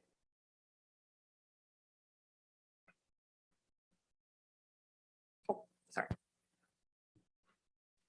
That's great. Thank you very much, Savannah, and thank you, Randy. Very impressive results. You folks should be doing all of our books, our investments. Are there any questions from council? Thank you. I will call the question. All those in favor of the motion? Any opposed? That is carried. Thank you again. Okay, we're going to go back and deal now with item 5C, which was pulled from the consent agenda, dealing with the letter of apology. I need a mover to put it on the floor. Councillor Suever, would you like to move? Oh, sorry.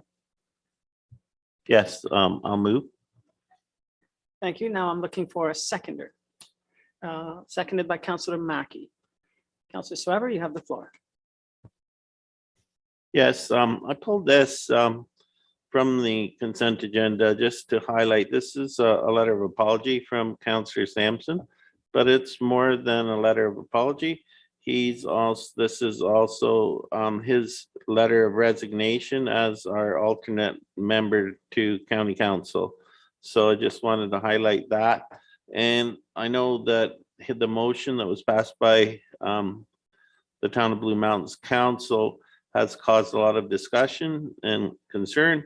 However, I just like to highlight, as it's highlighted in this letter, that this was just a motion to research the fiscal implication on local ratepayers if a different governance and service delivery model were to be in place. So this is an economic study. There was no proposal to change the governance structure at this time, and the Blue Mountains Council did not endorse such a change of structure. Merely, there's been a lot of concern stressed by many of our ratepayers, about the amount of our tax dollars that are leaving the community and not returning.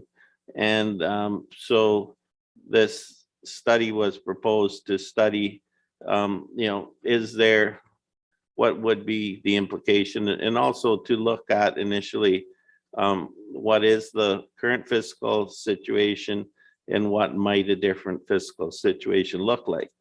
So this is just a study. There is no proposal on the table, as some people have suggested.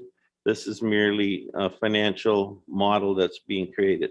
So I just wanted to clarify the matter. And with regard to the alternate county council member position, I understand from my clerk that there is an issue appointing a replacement. And that our clerk is working with the Ministry of Municipal Affairs and Housing to sort that out. And so I hope to have news on that at the next council meeting. Thank you. Thank you, sir.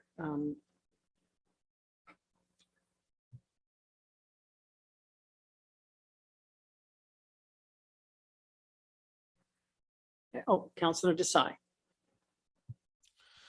Thank you, Warden Hicks. I wasn't going to bring this up, but Councillor Sever brought up that there is a concern that a lot of Town of Blue Mountains money is leaving the Town of Blue Mountains and not returning. My question through you, Warden Hicks, to Councillor Sever: does he understand how municipal property taxation works?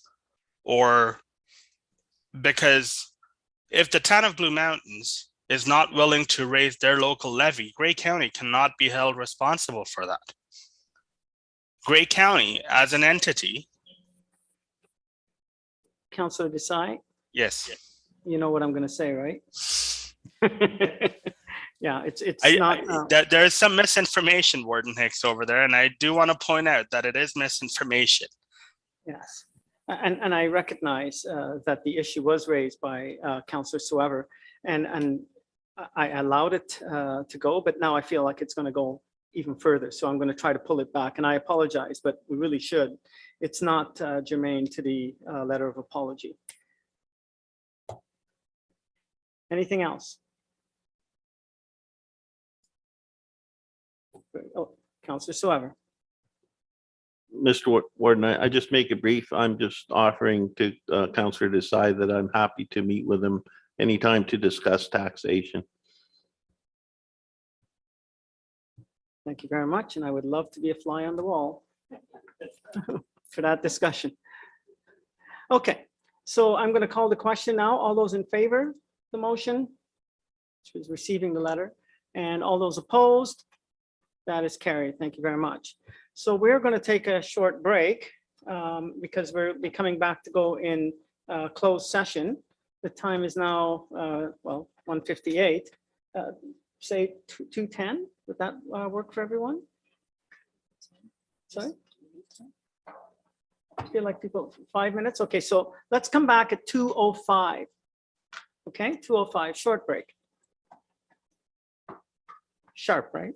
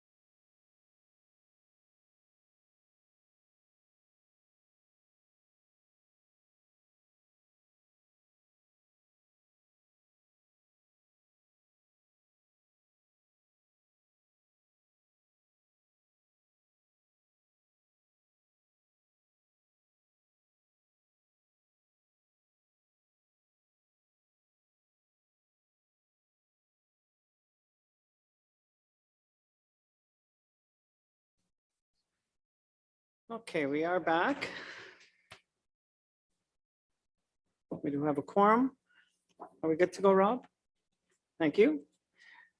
All right, we're now on to item 7. I'm looking for a mover to put us into closed session, that the committee of the whole does now go into closed session pursuant to section 239 sub 2 of the Municipal Act with respect to advice subject to solicitor and client privilege and litigation or potential litigation. So moved by Councillor O'Leary. I hear that you were quick to the draw, and Councillor Gamble. And he's just not usually that quick, but he was quick on this one. All right. Now, I didn't mean to say you were not quick. Okay, I'm going to stop because I'm digging myself in deeper. So I'll call the question. All those in favor? Any opposed? Okay, we are now going to take a minute to properly go into closed.